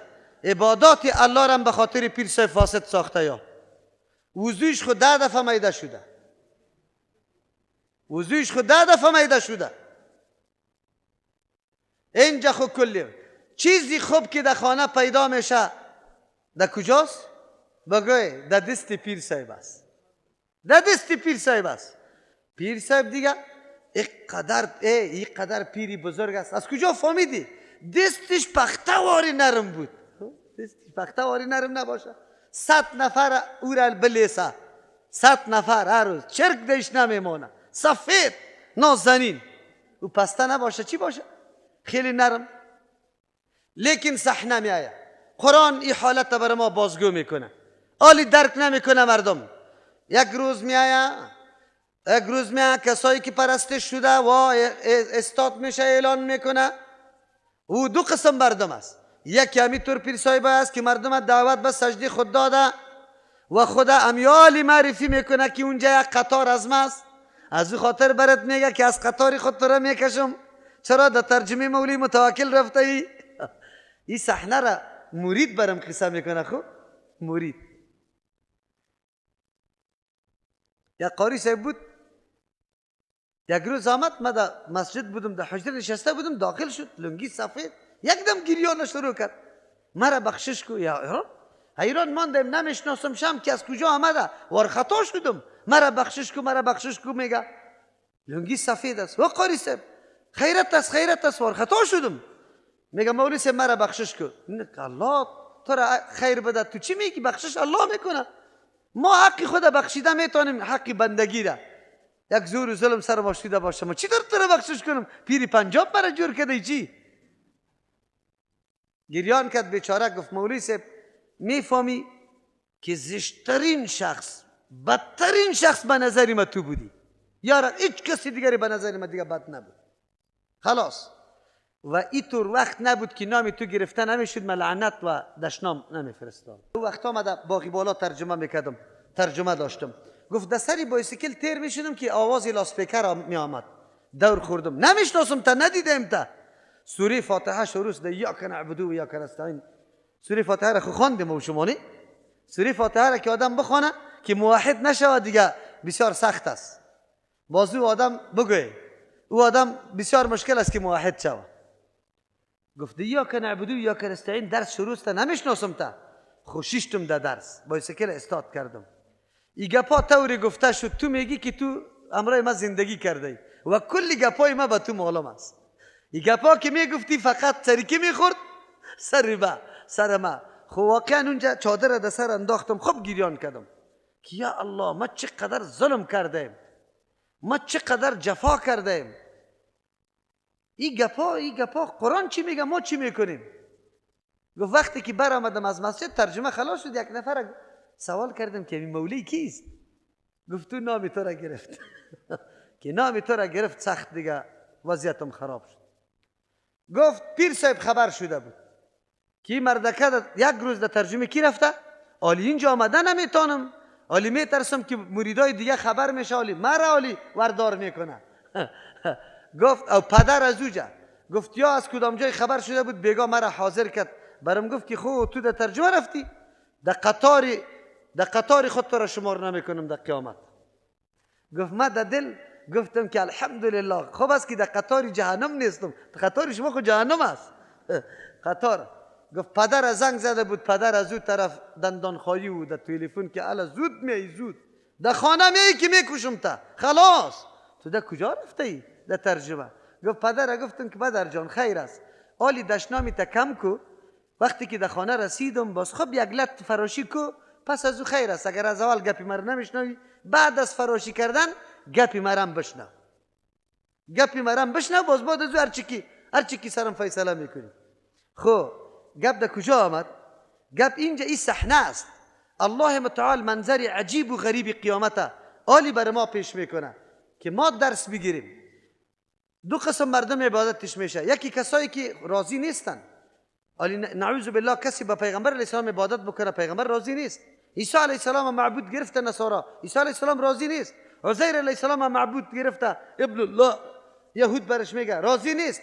اولیاء و بزرگا شاهد و شمشیره علیه رحمه، تمیم انصار اگر صحابیا باشه، علی رضی الله عنه اگر در هر جای قبرش باشه و مردم دعوت به شرک نداده، مردم وارا گرفته. در روز قیامت این مردم، او کسایی که اولیای الله است، دوستای الله است، پیغمبرای الله است، و اعلان براءت میکنه که الله ما یارا امر نکرده بودیم که ما را پرستش بکنه. این خب بسیار صحنه خیلی دلخراش است به او کسایی که کل عمره به نام عیسی علیه السلام عبادت کرده و آخر عیسی علیه السلام اعلان بیزاری از پیش بکنه که من نیستم. خود دوم مردم او طور مردم است که و اعلان براءت میکنه، اعلان براءتشون فایده نداره، او را الله در جهنم میبره. خو لیکن اعلان براءت میکنه، او اینمی مردمی است که مردم دعوت به سوی چی داده؟ شرک داده. باز اونجا آنقدر این تابعدارا دلش درد میکنه که پرسان نکن. چرا کلی در دنیا کلی عمر خدا در خدمت کی تیر کرده بود؟ اونمو پیر صاحبا تیر کرده بود. آخر انجامم و بگویه که نه یا از ما نیست، بلکه حتی شیطان میگه که یا الله این عبادتی مرا نکرده، ما وسوسه کردیم عبادتی خواهشی خدا کرده، این کار به خاطری من نکرده، ما که در زنا واقع کردیم این زنا را به خاطری من نکرده که مرا اطاعت کرده باشه، این خواهشی خدا اطاعت کرده، ما زنا را محض برش مزین کرده بودم، جلوه‌دار ساخته بودم، وگرنه ای اصلا پس معلوم شد که تابعداری خواهش خدا کرده نه از من. تا این اندازه را این مردم در حالت پستی قرار میگیره که شیطان هم اعلان براءت از پیش میکنه. شیطان اونجا به این مردم دیگه سخت صحنه افسوس است، صحنه افسوسی خیلی سخت است که کل عمری تا به خاطر ازی که من یک چیزی به دست بیارم اورام در مورد دین و آخرت، آخرم هم عذابم چند باشه، این بسیار سخت است. قرآن از خاطر میگه ولو یرى الذین، اگر ببینه کسانی که ظلموا شرک کردن، اذ یرون العذاب، در آن وقتی که عذاب به چشم سر مشاهده کنه، در آن ببینه ان القوة لله، که تمام قوت خاص برای الله جمیعا، تمامی، نه پیر اینجا خلاصی میتونه، شفاعت میتونه، نه کسی را نجات داده میتونه، نه توفه داده میشه، نه پرداری میشه، و ان الله شدید العقاب، و الله سخت عذاب دهنده است کسایی که قطع الله شریک جور کرده او یا خود شریک جور کرده بود. اذ تبرأ الذین، قابل یادآوری است در آن وقتی که اعلان بیزاری میکنه و کسانی که اتبعوا، الذین گفته نگفته التی، او چیز چی؟ استبرأ ما او چیزا او طور نگفته، الذین ذوی العقول است، اولیا، بزرگا، پیغمبرا، غیر از پیرا، این کلی از یادایی شامل است. خو لیکن و اعلان بیزاری حق میکنه، انبیاء علیهم السلام نجات میابه. این دیگرها که به غلط مردم تابع خود ساخته، اتبعوا، کسانی که تابعداری شده و اعلان بیزاری میکنه، من الذین، از کی اعلان بیزاری میکنه؟ من الذین، از کسانی که اتبعوا، تابعداری از یاره کرده بود، میگن و رأوا العذاب، ببین عذاب به چشم سر، سخت حالتی بد میباشه و میگن نه عاملی بدبختی ما هم شما شده. پیرا باز میگه مریداره، میگه عاملی بدبختی ما هم شما شده، اگر شما دنبالی ما را نمیگرفته، دایره جور نمیکده، خانقای ما را گرم نمیکده، اینجا ساز و سرود و دول و دنبک نمی بود، آخر من یک روز توبه میکردم، شما ما را گرفته محاصره کرده، رونقای ما را برابر کرده، من دیگه قطعی شما چی بودم؟ من خود امر نکده بودم. نه، شما تابعداری مرا نکردی، شما تابعداری خواهش خدا کرده، اما مرام و مقصدتان اینجا پر میشد، به نام ذکر بچه خورده ماکم گرفته بودی. خود چرا اینطور کارا میکردی؟ دیگه چی بود؟ حال شما برادرها شدی، خب که برادرها شدی، زنای شما یکی با دیگه چی شد؟ بگوی خلاص محرم است. اگر پیربایید قطعی زن گیر کردی هیچ نگویی، فکرید باشه نفسای شما کشته شده. عجیب گپاسته، بسیار عجیب گپاست. اونجا این اعلانا میشه و تقطعت بهم الاسباب، و قطع میشه بالایشان تمام رشته ها و رابطه ها مکمل از بین میره، تمام رابطه ها که به سبب از یکی با دیگه کمک میکرد، معاونت میکرد، پرداری میکرد، این رابطه ها قطع میشه. و قال الذین اتبعوا، میگویند کسایی که تابعداری کرده مریدا، لو ان لنا کرتن، اگر یقینا برای ما بازگشت به طرف دنیا می بود، فنتبرع، اعلان بیزاری در دنیا می رفتیم، در لاسپیکرها اعلان میکردیم که او مردم پیرا را تابعداری نکنه، اونجا هیچ چیزا نمیتونه، که اینی طور موقع برای ما پس می اثر میشد. کذالک یریهم، الله متعال میگه این زحمت و محنت و کوششای چندین سالشان، سوغاتایشان همش به باد هوا رفته، هدر رفته. الله میگه کذالک، مثل که این اعمالشان، این محنت و زحمتشان اوایی رفته، یریهم الله اعمالهم، نشان میده الله برشان کارایشانه، یعنی تمام طاعت و عبادتایشانه، چون که سرچشمه از شرک گرفته بود. حسرات علیهم، افسوسا می باشه بالایشان. چرا؟ عمل که امرای شرک باشه مقبول است. شرط اولی قبولیت عمل اخلاص است که شرک دیش نباشه. دوم شرطش متابعت و نقش کیست؟ رسول الله صلی الله علیه وسلم. و ما هم نیسته مردم ها بخارجین، چون که کل عمر شرک انجام داده و کسی که مشرک باشه از جهنم نمی برایه، چرا که جنت سری مشرک چیست؟ حرام است.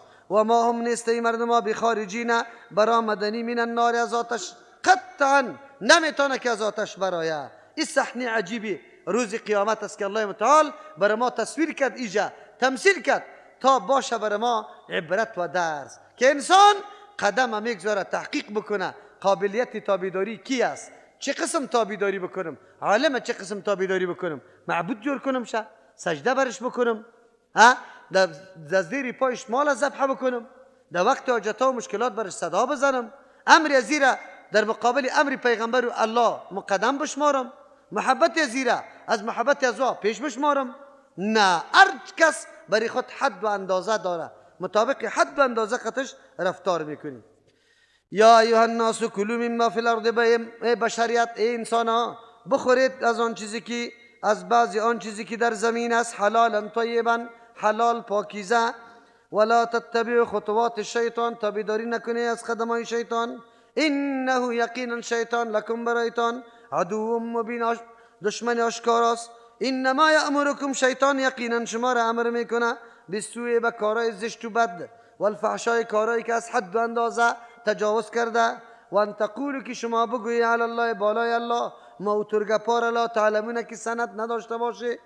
و اذا قیل، زمانی که گفته میشه لهم برایشان، اتبعوا ما انزل الله، تابع داری کنی آن چیزی را که الله فرستاده، قالوا، مردم میگه بل نتبع، بلکه ما تابع داری میکنیم ما آن چیزی را الفینا که یافتیم، علیه، بالای او روش، آباءنا، پدرها و علمای خدا، اولو کان، اگر یا تابع داری علما و پدرها را میکنه، ولو کان آباءهم، اگر چی پدرایشان، لا یعقلون شیئا، این چیزا نمیدانه، بی سواد هستن، نه عالم نه مجتهد، ولا یهتدون، نه راهیاب هستن که از دیگه کس چیزی را شنیده باشه او تو رام نیسته. و مثل الذین کفروا، مثال کسانی که انکار از حق کرده، که مثل الذی ینعق بما لا یسمع، به مثل او چارپایه‌ای است، با مثل چارپایه او شخصی است.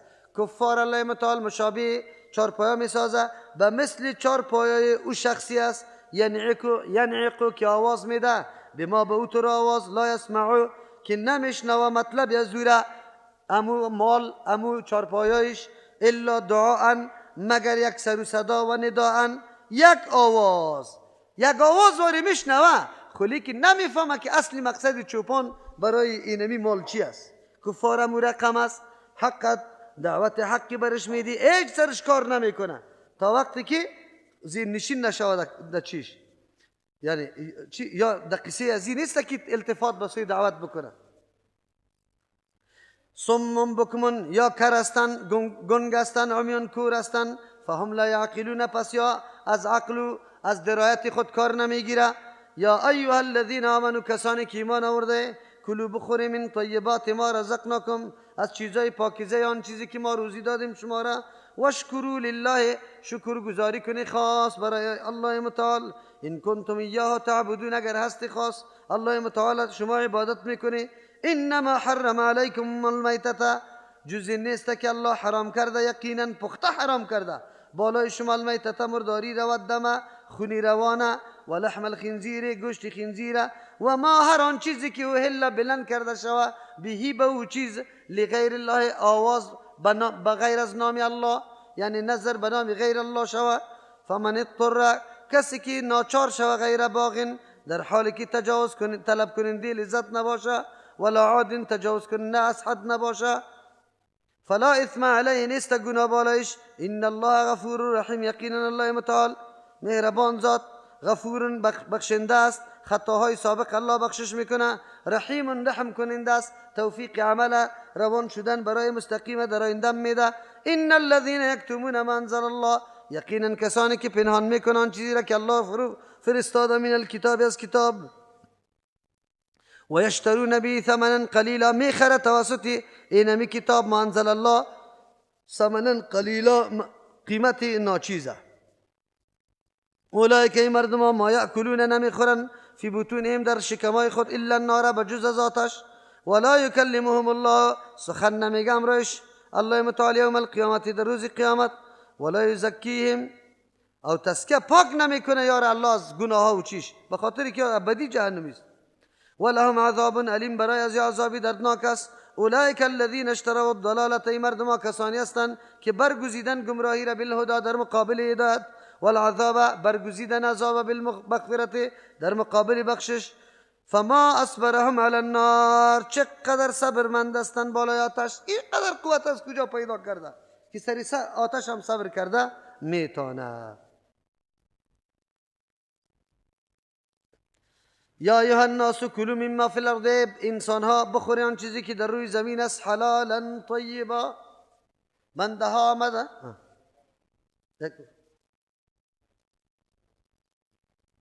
خب درکو ذالک بان الله، ای عذابی خیلی سخت به خاطر عزیز که الله متعال نزل الکتاب، فرو فرستاد کتاب بالحق، برای بیان حقایق واقعیتا، لیکن مردم واقعیتا را پنهان کردن، سبب تفرقه انسان ها شد. از دو خاطر الله یارا سخت عذاب میده. و ان الذين اختلفوا في الكتاب، یقینا کسانی که اختلاف کردن در کتاب، در تورات یا در مورد قرآن کریم، لفی شقاق بعید، در مخالفت خیلی دور از حق است.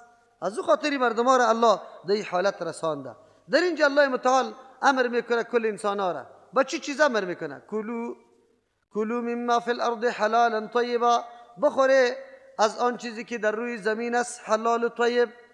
الله میفرماید بی الله انتظام زندگی بنده خدا کرده، انتظام زندگی بنده خدا چه قسم انتظامش کرده؟ الله میگه شما بخوری حلال طیبه، چیزایی که ما پیدا کردیم میوه دانه هم حلال است هم طیب است. حلال است به خاطر که پابندی منع است که طرف کسی نآمده، و الله اما چیز به انسان حلال کرده تا وقتی که منع از حرمت نبیاد.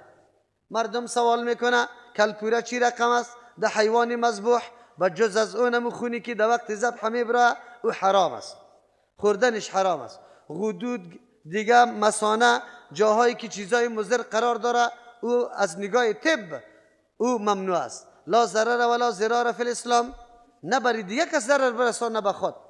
چیزی که سبب ضرر تو سوره نخوری دیگه یک چیزی از ایده حدیث قرآن من نامده، از او خاطر حلال است. مردم دلیلش میگه حدیث برام بیار، این مطلق شی حلال میباشه تا وقتی که حدیث او را چی نکنه؟ خاص نکنه، جدا نکنه. طیب او را میگه که گوارا باشه، کاری تغذیه را بکنه، آن چیزی که ضرورت بدنیت است او موجود شوه، این را طیب میگه. هم گوارا باشه و هم مفید باشه، به کدام مقصدی که تو خورده او مقصد حاصل شوه. الله امر میکنه کل انسان ها را که حلال، آن چیزی که در روی زمین است حلال بخوره. موجود است، الله متعال پیدا کرده، بسیار حلال موجود است. حالی ما و شما میوه ها و دانه ها و همه چیزا را میبینیم که حلال است. الله متعال ما را امر کرد. ما پیش گفته بودم که الله پابندی را در خوراکا سر ما نمیلگانه کی را بخو را نخو، بلکه میگه بخو، خو لیکن شرط است که حلال و طیب باشه، حلال باشه، حرام نباشه. امروز ببینی حالات ما مسلمان ها را الله متعال امر میکنه کل انسان ها را که حلال بخوره، به خاطر که رزق حلال ثمرات خیلی بیشتری داره در نشو و نموی اولادت، در اخلاق اولادت، در قبول شدن دعا، در ای که استراب و پریشانی و قلق در وجود انسان پیدا نمیشه، قطعا نمیشه. زمانی که تو مال حلال کمایی کردی تو بالکل مطمئن هستی از هر ناحیه دعایت الله قبول میکنه، اولادت سالم باشه. از او خاطر الله فرمان میده که حلال بخوری. امروز ببینی مردم ما را چقدر حلال میخوره، چقدر مردم برای مقرر شدن یک پست چقدر رشوت میده، او را از کجا باز پوره میکنه؟ تعجب است. همیشه گناه خریده میشه، همیشه گناه چی میشه؟ خریده میشه. ببین خودت در پست مقرر میکنی احتمالی که بازم گرفته میتونی یا نمیتونی. اگر بس اوقات اینطور میشه که کش کرده میشه در محکمه، یک کمی ظاهری رسوایی هم برش پیدا میشه، لیکن این مردکه در قصه حرام است. مردم ایره نمیگه ولا قماندان هستم، یعنی جای دولتی است، فروخته برو نقشه کن، نقشه کرده برو بفروش، یک کیشه نگذار. خوش آمسته که من چی کردم؟ خدمت کردم. قوم باز چی میگه؟ قوم باز میگه الله امیر رقم آدم در قوم پیدا کنه، این رقم آدمی که کل عمر شما را چی کرد؟ حرام خور، اولادتان حرام خور، خودتان حرام خور، دعایتان قبول نه. لایقترین گوشت به سوختاندن آتش جهنم کیست؟ امو گوشت است چیست؟ نباتت بگه و غذی بالحرامی، که توسط حرام غذا برش داده شده. چی فایده برات کرده؟ سابق محنت میکردی، زحمت میکردی، به اندازه توانید کفافت پیدا میکردی، بسیار مطمئن زندگی داشتی، آرام، قلبت متزلزل نبود. حالی قلبت متزلزل است. چرا متزلزل است؟ بار بار در ذهنت میگرده که ملک چی رقم است، نمازم میشه آنه، این جای غصبی است، این فلانی گرفته، کل عمر اینمی تردد و تفکر تیر میکنی، اطمینان برات حاصل نمیشه. نه، حالی تو باید دهی تلاش شوی، انتظام خدا بکنی. ولا تتبع خطوات شیطان، شما تابعداری نکنی از قدم های شیطان. انه لکم عدو مبین، یقینا امی شیطان لکم برای شما عدو مبین، دشمن آشکار است. قرآن میگه شما قدمای شیطان پیروی نکنی. قدمای شیطان چی رقم الله برای ما میگه قدمای شیطان پیروی نکنی؟ اشاره میکنه الله متعال به این گپ که همیشه انسان مرتکب گناه میشه، یکی به یکی در گناه بزرگ مبتلا نمیشی، بلکه از گناه خرد ابلیس لعین شروع میکنه از صفر، در 1 2 3 4 5 وقتی در 50 برسی باز بعد از او چی میشی؟ گناه دوست میشی. باز او گناه را پس از او چند روز که انجام دادی شروع میکنی در دفاع کردن از گناه، او را معرفی میکنی کاری خوب است. او را معرفی میکنی کاری خوب است. مثالش براتون میگم. بچهای جوان هستی، یکی با دیگه بسیار رفت آمد، نشست و برخاست داری، گاهی دل جور میشه، لیکن دلی جوانا در اونجا رفتی قطشان در پغمان، آلی چرسه کشید، آلی پوری را پر کرده رایسته، یا نعوذ بالله برات میگه تو بیا یک دفعه یک دو دخو بزن، بیا دنیا تیر استه، بیا تو یک دود خو بزن، یک دود خیر است. آلی چون که امرای از یاستی ابلیس این نمیگه که بیا پودری مواری پودری شو، میگه دود بزن، سخت نیشه داره، سخت فایده داره. باز دیگه دلایل شیطانیشان چیسته؟ کلی که عمل نداشته باشه کدوست، کلی که عمل نداشته باشه کدوست. بی تو عمل چی را میگه؟ عمل چی را میگه؟ عمل این را میگه که انسان یک کار انجام میده که او ثمره داشته باشه. هر کار ما شما انجام میدیم، او کار انجام میدیم که ثمره سرش مرتب میشه. بی هدف کدام کار انجام مید؟ نمیده. کله میگه کلی تو کدوس. این درور سری غیرت میاره، یک دود امیم روز میزنه، یک دود سباز دستش کن بیشی دوستی رقم نمیشه. چیزی که ما میکنیم تو بکن، چیزی که ما میکنیم نه یک کم کشکشک خدا میکنه، 4 نفر میگیرشه، چی میکنه؟ میگه با زور بده. این دهی دفعه در زورم چی میکنه؟ دانی خدا پرتکنک میکنه، اون طرف لغتک میزنه، اینجا یک کم به زور میده. حالی دیگه سبا میل خودش پیدا میشه.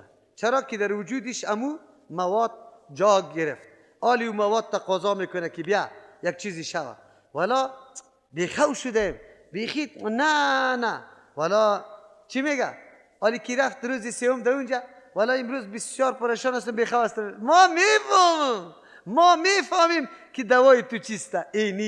ایره بخو خوکو دیگه کی عمر ببینی. آلی خورد خو کرد، خو کرد که خو کرد، کار مان، وظیفه مان. آلی چی میشه؟ آلی بازی دنبال ازی گشته رایسته، ای خوب ایره نمیمانه آرام. آلی وا چی میکنه؟ رفیقا چی میکنه؟ نمیده، باز نمیده برای ازی، میگه نه اینطوری نمیدیم ما ایره. تو بیا قطعا تا که یک جای نشدی تعهد نکردی ما نمیدیم، قطعا نمیدیم این چیزا برات.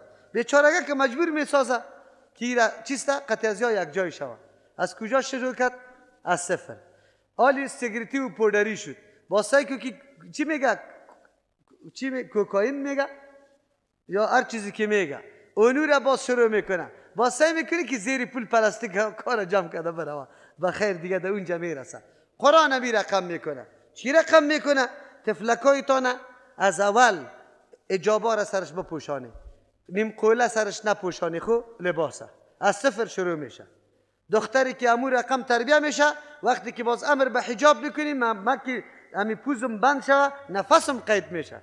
استاد من نمیتونم که پوزی خدا بند کنم. چرا نمیتونه؟ به خاطر اوه چادری رم سر کنم، من خو اینجا قول نداشت، این داستین این چادری این خود دور گپ است.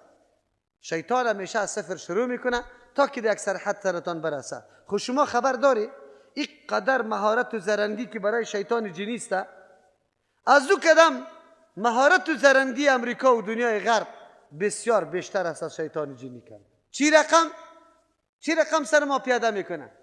مکتب میایی ولی یک نورم خداشته باشه، یک دریشی یکی خاص، خیلی خوب دریشی یک خاص کلا رو اسکنی گم که جنجال هم است میفتم این رو اسکنی خیر است. سرلوچ باید بیای، سرلوچ میبرته دیگر روز برات میگه یک نکتایی یک چقدر مقبول معلوم میشه. امیقا فکر نمیکنه که در یک انسان در گردنش چرا اینقدر ٹوٹه باشه. تو انسان هستی ٹوٹه رو چی میکنی؟ ذاکر نایک صاحب دلیل شده نمیتونه خب که او انداخته و فتوا میده. این ٹوٹه همون ٹوٹه است به زعم نصارا. اولین ایجاد کننده از یا نصاراست. نصارا مثل که چوب صلیب علامه و نشانه دار عیسی علیه السلام معرفی میکنه و او رو قدر و عزت میده، پرستش میکنه که در گردنهای خود مندازه و همه چیزی خود شکل صلیب داده رو ایسته. اینمی قسم میگه با کدام ٹوٹه که عیسی علیه السلام بسته شده اینمیسته. اونمو ٹوٹه کی است؟ معلوم شد که یا با یک عقیده خاصی ٹوٹه را میپرته. پس آن مردم عام دیگه دنبال رو قطعی چی شده؟ بگوی هماهنگ شده. عنعنه اصلا از نصاراست، این عمل از نصاراست. به نیت تعظیم ٹوٹی که عیسی علیه السلام سرش بسته شده به اون نیت در گردن انداخته. اما پسانا دیگه مردم قطعش چی شده؟ هماهنگ شده، تابع شده. چرا اکثریت همیشه اقلیت در طرف خود چی میکنه؟ کش میکنه. از او خاطر این دلیل شده نمیتونه که مسلمانان مندازه. اگر مسلمانان مندازه به این خاطر مندازه که دنبال روی کی شده؟ غربیا شده، وگرنه در حقیقت اینطور نیست. از او خاطر انداختن نکتایی نارواست. اما امروز مکتبکای خصوصی تان اول تفلکی خردکم بعد اینجا ٹوٹگک داشته باشه. داره نداره؟ از کدام نقطه شروع میشه؟ از کدام نقطه شروع میشه و در کدام نقطه میرسه؟ باز نعوذ بالله حرکتا شروع میشه. ولا حالی پانتون است. در پانتون که شد باز دختر باید روی خود پرت نکنه، ساجقی خود بجوه، مذاقی خود قطعی همسلفی بکنه. خیر است؟ این کدام گپی نیسته. آیسته آیسته باز گپ در کجا میرسه؟ دختر بیگا نامده، خیرت است خانه خالش زنگ بزن، فلانی اونجا نامده، نه ماماره، کاکاره، بچه کاکاره، راسه کاکاره، جایی که گمان داره. حالا دختر گم است، بیچاره از خجالت چیسته؟ بگوی غیرت که پیچان دشان حیا، آلی با کس گفتم نمیتونه که دختر گم است. دختر گم است. یک روز میبینی که ترنگ از دبی زنگ میاد، خیرت است؟ مخو جور آمدم قطی فلانی مخو جور آمدم. بازم یک کم فامیلای غیرتی چی میگه؟ خلاص شد از ما و شما، باز در دروازه ما پایتا نمانی. نه فکر بکن که دختری ما بودی، ما نه. بگوی فکر چی را میکنیم؟ دختر را میکنیم. بازی طور میکنه یا این طور اعلان میکنه. یک بعضی تعداد خود چی میگه؟ کدام آدم میگه سیره گرفته یا گشنه را که ما یک چیزی بکنیم شروع میکنه. در دیهاتا باز بد میگیره، جنایت برادر کده، مزه برادر کده، لذت برادر میبینه. آمیای همشیری از او را ملای ناملا نکاح شبسته میکنه. این نکاح نمیشه. خب این نکاح نیست، زناست.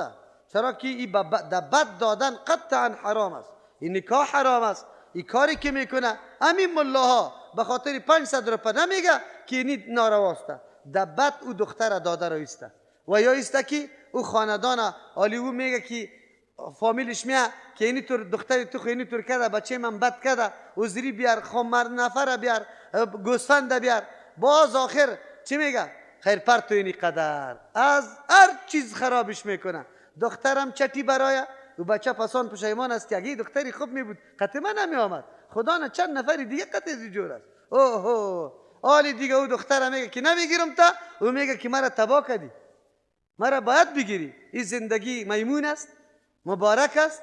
قطعا نیست. این زندگی منجر به تمام دشمنی های قومیت و به تمام گپا میشه. دین مقدس اسلام خطوط اول پاسداری کرده. دختر نمیگذاره که گپای لشم خندامیز آمیز محبت آمیز امرای بچه بزنه. آزاد قطش بشینه، آزاد خلوت بکنه، ده چوکی قطش مذاق بکنه. خواهرای ما باید حشمت خدا، عفت خدا خوب داشته باشه. مسج بازی ها را اوسو کنه، به درد نمیخوره. فقط از الله متعال دعا طلب کنه که شریک زندگی که سبب حفظ ایمان و غیرت و آبروی انسان میشه الله نصیب بکنه، سبب حفظ نسب و نسل انسان میشه. بچه دخترها باید اینطور دعا بکنه. از این مسجا هیچ چیزام به درد نمیخوره، به درد چی فایدم نداره و انجام عاقبتش قطعا نامیمون است و قطعا شوم است. هیچ کدام اثر درست درش مرتب نمیشه. از این خاطر است که دین مقدس اسلام از خطوه اول، از قدم اول پابندی لگانده و شیطان لعین همیشه که انسان در گناه واقع میکنه از خطوه اول، یعنی از قدم اول سرت شروع میکنه تا که یک دست سرحد برسی. وقتی که آلی که پودری رو بگوی که پودر حرام است، نارواست، و میگه که نارواست، میگه تو لذتش ندیده ای، اگر ببینی اول لنبر تو فتوا میدی که حلال است. همینطور میگه نه، دفاع از پیشش میکنه، دفاع از پیشش میکنه. ما پودری ها را در رمضان چی کردم؟ الحمدلله تبلیغی شدن، اعلان کردن. باز برای من چی میگفت؟ مولوی صاحب وقتی که پودر بزنم دلم خیلی نرم میشه، صدقه زیاد میکنم. خب ما گفتم به خاطر صدقه دادن خیر پودر را برای اجازه بدیم که تو پودر زده برو؟ تو مسلمان هستی، ترحم داشته باش، امو رقم صدقه بده. این تو نمیشه. الله رحم بکنه. ولا تتبعوا خطوات الشیطان، شما تابعداری نکنی از قدمای شیطان. انه لکم عدو مبین، یقینا شیطان برایتان دشمن آشکار است. یک کسی که دشمن آشکارت باشه چطور تو تابعداری از او را بکنی؟ وسوسه از او سر تو کارگر شوه، گپای غلطی از او بری تو دلیل شوه و تو کار انجام بدی، هیچ وقتی تو کار نکنی. انما یأمرکم بالسوء، یقینا شیطان امر میکنه به زشتی، به بد اخلاقی، والفحشاء، به گناهایی که از حد تجاوز کرده، گناههای بی‌حیایی، و ان تقولوا علی الله، دیگه که بگوی بالای الله، جور کنی بالای الله موتور سخناره، لا تعلمون، که شما علم نداره، سند نداره. نقش شیطان خو برای ما اول معرفی کرد. کیفیت دعوت شیطان چیست؟ از صفر شروع میکنه، کم کم بالا میبرد. چادر یک دفعه از سر دور نمیکنه. دنیای کفر نامد که از سیاست ما چادر و چادری را اوست انداخته باشه، لیکن موت و فیشن و سریال توری آورد که دختر اینمی طور میکنه، لوله میکنه چادری خدا در تنور میندازه. لوله میکنه چادری خدا در کجا میندازه؟ در تنور میندازه. امی کالا و پیرانایی که فعلا دخترها میپوشه، راستی تا نبگوی در بازار که میگردن کدام رقم پیران است؟ بابا و اجداد دنیاکان پوشیده بود. دایی گپا بازی مردما بابا و اجداد نمیشناسه. یک روز به زن خود نگفت که امو کرته که مادرم پوشیده بود امو رقم کرته را بپوش، که پیراهنی با عزت است، پیراهنی غیرت است. این را برش نگفته. فقط در مسئله دین میگه بگه دین پدرایتان اعلان نکنی، دین پدرها را محکم بگیری، خو لیکن دیگه کارا را اعلان کنی. قرآن برای ما بگه کی طور نیست. شیطان است از مرحله صفر سرت شروع میکنه، خود به خود در سرحد میرسی که در گناه واقع شده باشی او نمیفهمی. حالی چه قسم به چی چیزا امر میکنه؟ انما یأمرکم بالسوء، یقینا شیطان امر میکنه به کار زشت یا او کاری که خلاف عقل است. آدم شریف و آدم با عزت طور کارا را قطعا نمیکنه. امو طور کارا را تو را به نیت ازی که تو سرشار هستی، ولا خیلی سرشار هستی، ماشاءالله خیلی زیاد قوت داری، حالی دیگه یک قدر خود و قیمی گیری که پرسار نکن. مردم ها برات پشم معلوم نمیشه، مرچم معلوم نمیشه. ببینی از اون طرف تو را بالا بالا میکنه، عقیده زشت، عمل زشت در وجودت پیدا میکنه. او تو را دیگه هم نعوذ بالله بد اخلاق میسازه و کارهای غلط تو را دعوت میده. والفحشای زیادتر کار کردگیش به فحشاست. فحشا هر امری که از حد اضافه شده باشه رو فحشا میگه. زنا را به خاطر فحشا میگه که از حد تجاوز کرده. شیطان تمام عمر پشت فحشا میگرده. فحشا چی را میگه؟ بی حیا شوی، حشمت و غیرت نداشته باشی. او ما با چشم سر دیدیم که شیطان در کدام طرف دعوت میده. امروز شبکه های شیطانی مکمل دعوت به سوی فحشاست. سریال ها را پخش میکنه، برنامه‌ای را میگیره که قطعا حیثیت نداره، انسان خجالت میکشه به دیدنش. لیکن او چه قسم نعوذ بالله اگه انسان او برنامه را از خود کنه و از او پن گرفته بتانه؟ قطعا نه. این کار شیطان است، شیطانی کاری خدا میکنه. و ان تقولوا علی الله ما لا تعلمون، که بگوی بالای الله آن چیزی را که نمیدانی. اٹکل بکنی به سند به دلیل، مردم گفته رایسته فلانی قبر اقدر شخصی بزرگ است، ما زوری شدیدیم، به سند و به دلیل گپا را گفته رایسته، مردم افواهات میکنه. و ان تقولوا علی الله ما لا تعلمون، که بگوی بالای الله آن چیزی را که شما نمیدانی. از کار از خود پیدا کنی، طریقا را از خود پیدا کنی، طریق عبادتا را پیدا کنی. اگرچه دلیل و سند هم نداره میگی خوب کار است، خوب کار است، چی بدی داره؟ ختمای قرآن ما میکنیم، قرآن خواندن بد است چی؟ ها؟ چرا قرآن بد است؟ آلی ما یک دفعه اگر من تنها بخوانم 30 روزم ختم نمیتونم، به خاطری که خانه ما برکت دار شوه، من 30 نفر طلب میکنم یک سپاره میخونه. نه خوب است. ایره سری چی بکنی؟ این کاری خوب است. کاری خوب کی را میگه که الله سر برش ثواب میده؟ چی میده؟ بگوی کاری خوب چی میگه؟ الله برش ثواب میده. داری در کدام جای گفته الله که من سری نی کار ثواب دارم، ثواب میدم؟ گفته در کدام جای که سری ختم ثواب میدم؟ ختمی که شما میکنی. و ان تقولوا علی الله ما لا تعلمون، سری الله تو گپا را جور میکنی که سند و دلیل نداره. اویجا وقتی که خوب گفتی، معنای عزیز که خوب است یعنی الله برش ثواب میده. چرا بالای الله بسته میکنی؟ بدعتا کل شی نمی رقم است که مردم میکنه، در حالی که الله متعال در موردش چیزی گفته نمی باشه، او یا میگه که اینطور است. و اذا قیل لهم اتبعوا ما انزل الله، زمانی که گفته میشه برشان تابعداری کنی از آن چیزی که الله نازل کرده، گفته میشه از طرف پیغمبر علیه السلام. اصل دین چی را میگه؟ تابعداری را. اتباع چی را میگه؟ تابعداری دلیل. چرا که وحی منزل دو قسم است، یکی جلیس که قرآن کریم است، یکی وحی خفیس که حدیث کیست؟ پیغمبر صلی الله علیه و سلم است. نه، الله برای ما میگه تابعداری از این بکنه، یعنی به دلیل و سند، به دلیل نباشه تابعداریش بکنه. به مردم هم همینطور گفته میشد که بیای تابعداری کنیم از آن چیزی که الله نازل کرده. قالوا گفتن بل نتبع، نه ما تابعداری دیگه کسی نمیکنیم، بلکه ما تابعداری میکنیم ما آن چیزی را الفینا که یافتیم، او طریقه عبادت که یافتیم علیه بالای از او آبانا پدرای خدا، علمای خدا، بزرگای خدا که وا به این نقشه روان بودن. اینجا آبانا شامل علمام است. اولو کانا ایتبعونهم، آیا تابعداری پدرها را میکنه، نیاکا و اجداد میکنه. ولو کان آباهم، اگرچه پدرایشان لا یعقلون شیئا، استدلال منطقی هم نداشتن، عقل. از خاطر میگل چی میگه؟ ولو کان ایتبعون، آیا تابعداری میکنه پدرها و بابا و اجداد خدا. ولو کان آباهم، اگرچه پدرایشان لا یعقلون شیئا، نمیدانن چیزی را، فکر نمیکنه در کدام چیز. ولا یهتدون، هدایت یافتم نیستن. از کسی دیگه هم نشنیده. این آیت مهم آیت است. چرا مهم آیت است؟ به مشرکین دعوت داده میشد. چه رقم دعوت داده میشد؟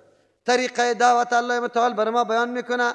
مردم دعوت به سوی عملی کردن، فهمیدن، نازل شدن آن چیزی که الله نازل کرده. کدام چیزی را که الله نازل کرده پیروی از او شود. اینمی دین است، را اتباع میگه. قالو یا میگفتن نه بل نتبع ما الفینا علی آباءنا. این سخن از کی شد؟ از کفار. با کفار گفته میشد بیایید با آن چیزی که الله نازل کرده، وحی جلی قرآن، وحی خفی حدیث، به این شما ایمان بیاری، خلاص تابعداری کنی، دلیل موجود باشه در نقش قدم از او روان شوید. یا میگن ما تابعداری میکنیم از آن چیزی که پدرای خود سرش یافتیم. الله چه قسم رد میکنه سر از یا؟ اگر پدرم باشه پدر، تا وقتی که دلیل منزل قطعش نباشه تابعداریش نمیشه. دلیل منزل چی جای ازی که دلیل منزلم قطعش نباشه و عقلم قطعش نباشه، یا در مرحله باشه که مثل دیگرها واری عقلم نداشته باشه، بازم تابعداری همونطور مردم شوه، دنبال از او روان شوه. از این طور تابعداری ما تعبیر به تقلید میکنیم. اینی را ما میگیم که تقلید است. چرا سند نداری او تو روان هستی دنبالش؟ به کدام دلیل؟ بگو. قرآن سخن مشرکین مکه را نقل میکنه و مذمت از را بیان میکنه، بدیشان برملا میکنه که به این مردم گفته میشه که بیای به آن چیزی که الله نازل کرده تابع شوی، یا میگه نه چیزی که پدرای ما سرش هسته. شما ببینی عالی فرق در بین اردو چقدر زیاد است. یکی تابعداری بابا و اجداد، یکی تابعداری ما انزل الله. ما انزل الله وحی الله است، هیچ خلل و نقصان دو نیست، ضامن سعادت بشریت است. الله به می خاطر روان کرده که بشریت بینمی ما انزل الله حرکت بکنه، عمل بکنه، به این هدف و مقصد آمده. و یکی در نقش قدم پدرها که پدرها حرکت کرده در اوجا برویم. زمین و آسمان فرق است یا نه؟ و این مقوله مشرکین مکه بود. امروز مولای ما و تو در سر منبر به مردم اعلان میکنه، میگه او مردم چی جماعت ها و فرقه ها زیاد پیدا شده، فکرتان باشه که کدام عقیده از پدر و مادرتان بود، کدام راست پدر و مادرتان بود، او را اعلان نکنی که گمراه میشه. این سخن مولا با این سخن مشرک مکه چی فرق داره؟ فرق داره؟ خیر ما بد میگن مولا را، ما بد نمیگم، آیت قرآن بد میگه. آیت قرآن میگه خود مولا دعوت داده به سوی تابعداری بابا و اجداد. یک روز خوب بابا و اجداد خود پیش براتون گفتم. با کدام بابا و اجداد؟ اولی، دومی، سومی، چهارمی، پنجمی، کدامش؟ کدامش هم تابعداری کنم؟ در بابا و اجدادت خود رسول الله میآید و ابراهیم علیه السلام هم میآید. اما ابراهیم علیه السلام الله تایید کرده و امر رسول الله صلی الله علیه و سلم الله تایید کرده. اردویش امام است. چرا از او بابات پیروی نمیکنی که بابای نزدیکتان که چوپان بود از او پیروی میکنی؟ بابای نزدیکت که مجاور قبر بود از او پیروی کن. بابای نزدیکت که تا دین روز سوغات مردم هم میخورد، به نام رشوت دزدی میکرد، قمار میزد، نعوذ بالله شراب میخورد، روزه را میخورد، نماز نمیخواند، پیروی او طور بابا را بکنیم؟ قطعا نه، امکان نیست.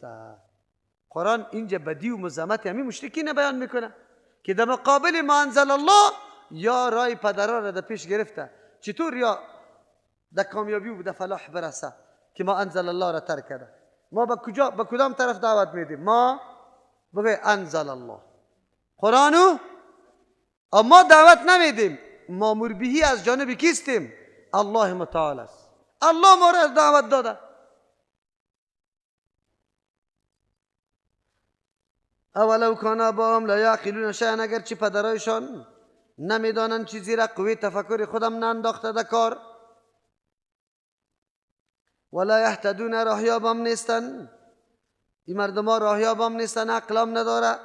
سبب نجات و خلاصی انسان دو را داره.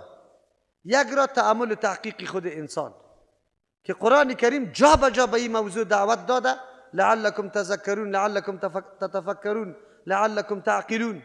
این دعوت های قرآن است که بار بار برای ما و شما تاکید میشه. راه نجات انسان توسط تحقیق خود پیدا میکنه. از او خاطر ما بار بار تاکید میکنیم که محقق باشید، در صدد ازی باشی که حقیقت برتان برملا شود. گوی موقع یا خودش امو ملکه را نداره، قوت نداره که تحقیق بکنه، به گوش گرفتن دیگر است. ولا یهتدون ایره میگه که مردم نه از عقل داره که از عقل خود کار بگیره و نه مهتدون است. ولا یهتدون، یا هدایت یافتم نیسته. هدایت حاصل میشه به شنیدن و باز گرفتن. راه دیگه کامیابی امیسته که تو بشنوی. اگر یک انسان نمیشنوه، یک روز ترجمه قرآن نمیه، از کجا حقیقت بفهمه؟ چرا که او دروازه را سری خود بسته کرده. اسباب و وسایلی که سبب هدایت انسان میشه او را در کار ننداخته. از او خاطر الله پشتی سر مثالشان میگه که یا کر هستن، گنگ هستن و کور هستن. و مثل الذین کفروا کمثل الذی ینعق بما لا یسمعون.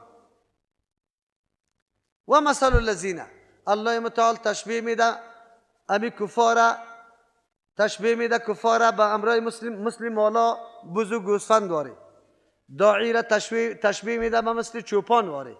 چوپان وقتی که رمی مال خدا، چوپان است، رمه را نگاه میکنه، تلاش میکنه در جایی ببره که الافزار زیاد باشه، هموار باشه، سنگپر نزنه شه،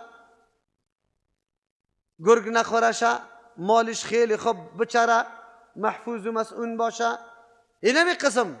لیکن همی چوپان امرای امی مال با وصفی که این همی چوپان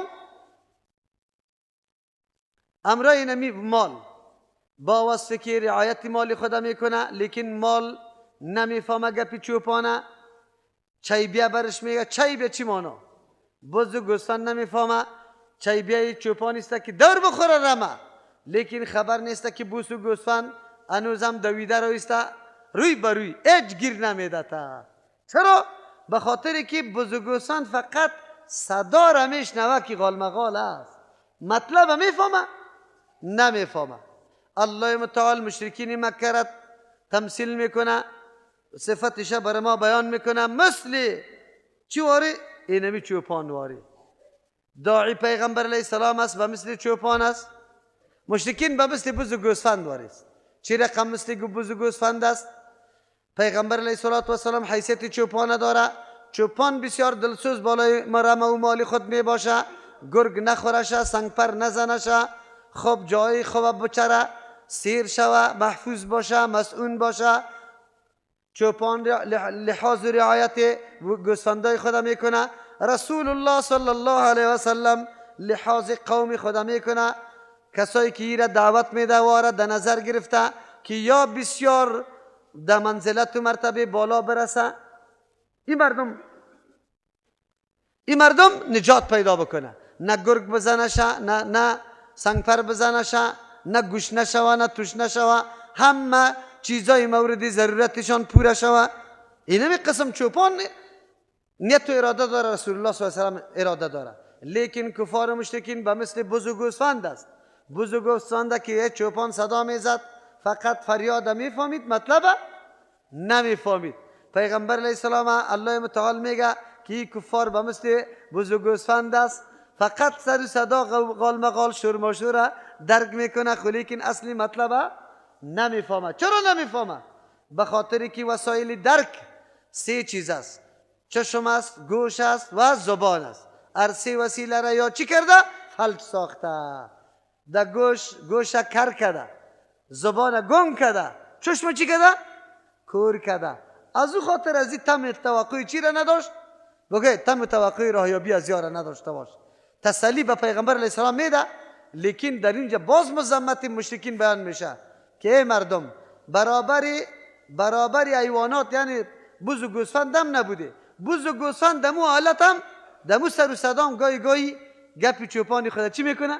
میگیره. امو بز که در سر روان میباشه که بگی چای بیا، فرد دور میخوره. پس از قهری دمو قدر میفهمه. اما ای کفار نمیفهمه. ای کفار هر قدر که دعوت بدی. مثل الذین، مثال کسانی که کفروا کافر هستند، کمثل الذی ینعق، به مثل چارپایا یا بهایم یا بز و گوسفندای، الذی او شخصی است ینعق که آواز میده، بما به او آواز، لا یسمعو که نمیشنوه و اثر، الا دعاء مگر سر و شور و نداء آوازه، فقط یک سر و شور و غوغا و آواز میشنوه، دیگه مطلبش خبر نداره. صم بکمون، یا کر هستند، بکمون گنگ هستند، عمیان کور هستند، فهم لا یعقلون، پس یا از عقل کار نمیگیره، از عقل کار نمیگیره. الله متعال علی مذمت مشرکین بیان کرد. چرا بیان میکنه؟ که یا به مثل بز و گوسفند است. خلاص بز و گوسفند گاهی اوقات به صدا چی میشه؟ یا ایچ یا نمیفهمه. دعوتی تو در مقابل از یای نمی قسم حیثیت داره. یک توجیه بود که مثال در اینجا بیان مثالی دعوتگر است. دعوتگر که مثال میده، البته در درسای خیلی مهم است. رسول الله صلی الله علیه وسلم دعوتگر است. مشرکین مکه به مثل مال بوده، به خاطر که دعوتگر حفاظت مال میکنه، بسیار جاهای خوب برش تلاش میکنه که بان از هر چیز آفات بلیات به امن باشه. پیغمبر علیه السلام هم دلسوزیش محنتش به این خاطر بود که مردم در جهنم نسوزه، عذاب سرشان نبیه یا حق بپذیره. یا این آیت مثال برای مقلدینی که تقلید با آبا و اجداد میکرد، الله مثالشان بیان میکنه، یعنی جهلشان، نادانیشان. مثل الذین، جهل و نادانی کسانی که کفروا کافر شدن، دعوت پیغمبر قبول نکردن، کمثل الذی، به مثل دعوت او کسی است، ینعق که آواز میده، بما به آن چیزی که لا یسمع شنیده نمیشه، الا دعاء مگر سر و صدا و نداء آواز. مثال مشرکین در جهالت و نادانیشان به مثل چیستا که کافر شدن، به مثل کسی است ینعق که آواز میده، بما به او تر آواز لا یسمع که نمیشنوه، الا دعاء مگر سر و صدا را و نداء آواز. پس این مردم هم چی دنبال بابا و اجداد خود روان هستند، مثل که دنبال چوپان بز و گوسفند روان باشه.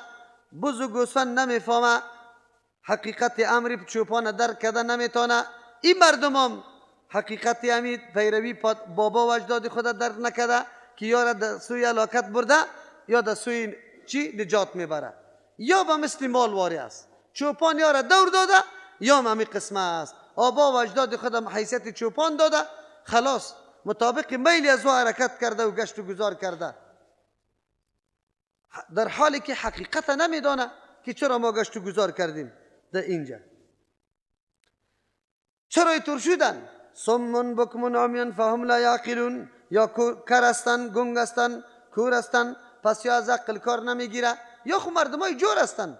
چرا الله متعال میگه که کر و کور هستن؟ علتش است که اسباب و امکاناتی که الله برش داده برای فهم او را در کار ننداخته. چرا که علم در وجود انسان میاد یا توسط شنیدن از دیگران، مسائل از دیگران شنیدی و در علم تو اضافه میشه، یا است که تو سوال میکنی از کسی یک چیز نمیدانی، خودت میری با زبان سوال میکنی اینگینی گپ چی رقم است، او جواب برات میده، یا است که میبینی حقیقتا را خودت برات واضح میشه که اینی رای درست است، اینی رای غلط است، توسط ازی به انسان معلومات حاصل میشه. یا است که از قوه تفکر کار میگیری، از قوه تفکر کار میگیری، برات واضح میشه که کدام کار خیلی مفید است برای انسان. اینمی مردم ها نه از گوش خود کار گرفتن، نه از زبان خود، نه از چشم خود، نه از عقل خود. صمون یا کر هستن، سخنای حق نشنیده، بکمون یا گنگ هستن، تلفظ بالای حق نمیکنه، فهم لا یعقلون، عمیون یا کور هستن، حق رای حق نمیبینه، فهم لا یعقلون، پس این مردم عقل نداره، دانش نداره. در اینجا موضوع تقلید آمد، از خاطر مفسرین کرام در این آیت موضوع تقلید هم بیان میکنه. یادتان باشه موضوع تقلید در زمان سابق نبوده، موضوع تقلید بعد از قرن چهارم به وجود آمده. در قرن چهارم هم امامای بزرگوار هیچ کدامش امر نکرده که تقلید ما را بکنی، خوش کوتری ما را بپذیری. نمونه های بارز آشکارای از یا ایسته که شاگردای مستقیم و اولی امی اماما کلش مخالف اماماست در بسیار مسائل. در بسیار مسائل شاگردای مستقیم ائمه مجتهدین مخالف کی است؟ ائمه مجتهدین است. این دلیل بالا ازی بوده که اماما هم امر به تقلید نکرده. چطور به وجود آمده؟ در یک منطقه که یک ملا باشه و امو تدریس و تعلیم میکنه، محبوبیت امو ملا در امو منطقه چی میشه؟ تیت میشه. ملا که کدام فتوا داده اون امو ملا محبت داره قتلش مردم، امو فتوا از او تدوین میکنه، مطابق از او حرکت میکنه. اولی اگر این مردکی که حرکت میکنه به مبنای دلیل حرکت بکنه که ما شما نامش اتباع میمانیم. ما تابعداری امام ابو حنیفه رحمه الله را میکنم. چرا؟ در کلی مسئله نه، در بعضی اون مسائلی که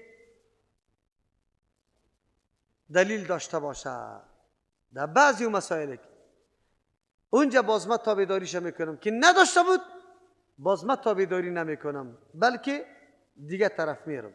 از او خاطر مسائل ما دو قسم است، یکی منصوصی است، یعنی در قرآن حدیث صراحتا ذکر شده. هر عمل و کاری که در قرآن حدیث آمد دیگه ضرورت به این نیست که دو اجتهاد بکنی یا تأمل بکنی گپا. بله، نکات ورزیده قرآن کریم از آیات علیده کشف میتونی، گفته میتونی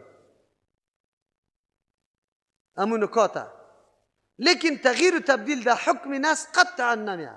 حکم نص جای به جای است، قابل عمل است، هیچ کس هم انکار قطعش نمیکنه. یکی مسائل اجتهادی است. اجتهادی طور مسئله را میگه که یک حکم در قرآن و حدیث برملا نیست، آشکارا هر کس نمیفهمه، اما هسته. خود حکم در قرآن حدیث هست لیکن برملا نیست.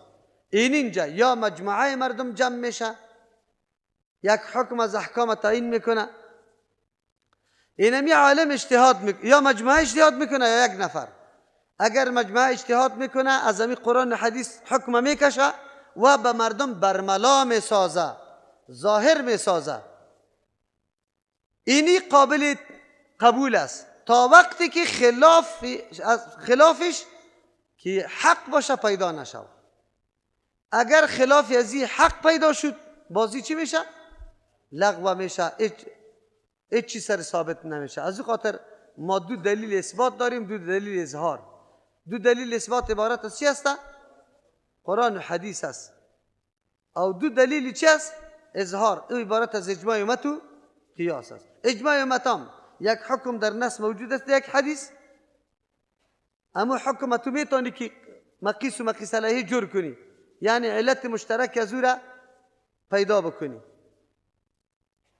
که اینی علت مشترک است. یعنی مثلا اینی حکم در اونجا ثابت است، اینجا هم ثابت شود.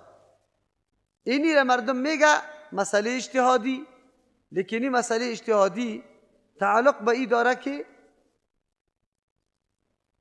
خلافش حق پیدا نشود. اگر خلافش حق پیدا شد باز تو تابعداری از او را میکنی، این را میگذاری. اینی حقیقت دین است. سبحان ربک رب العزة عما یصفون و سلام علی والحمد لله رب العالمین.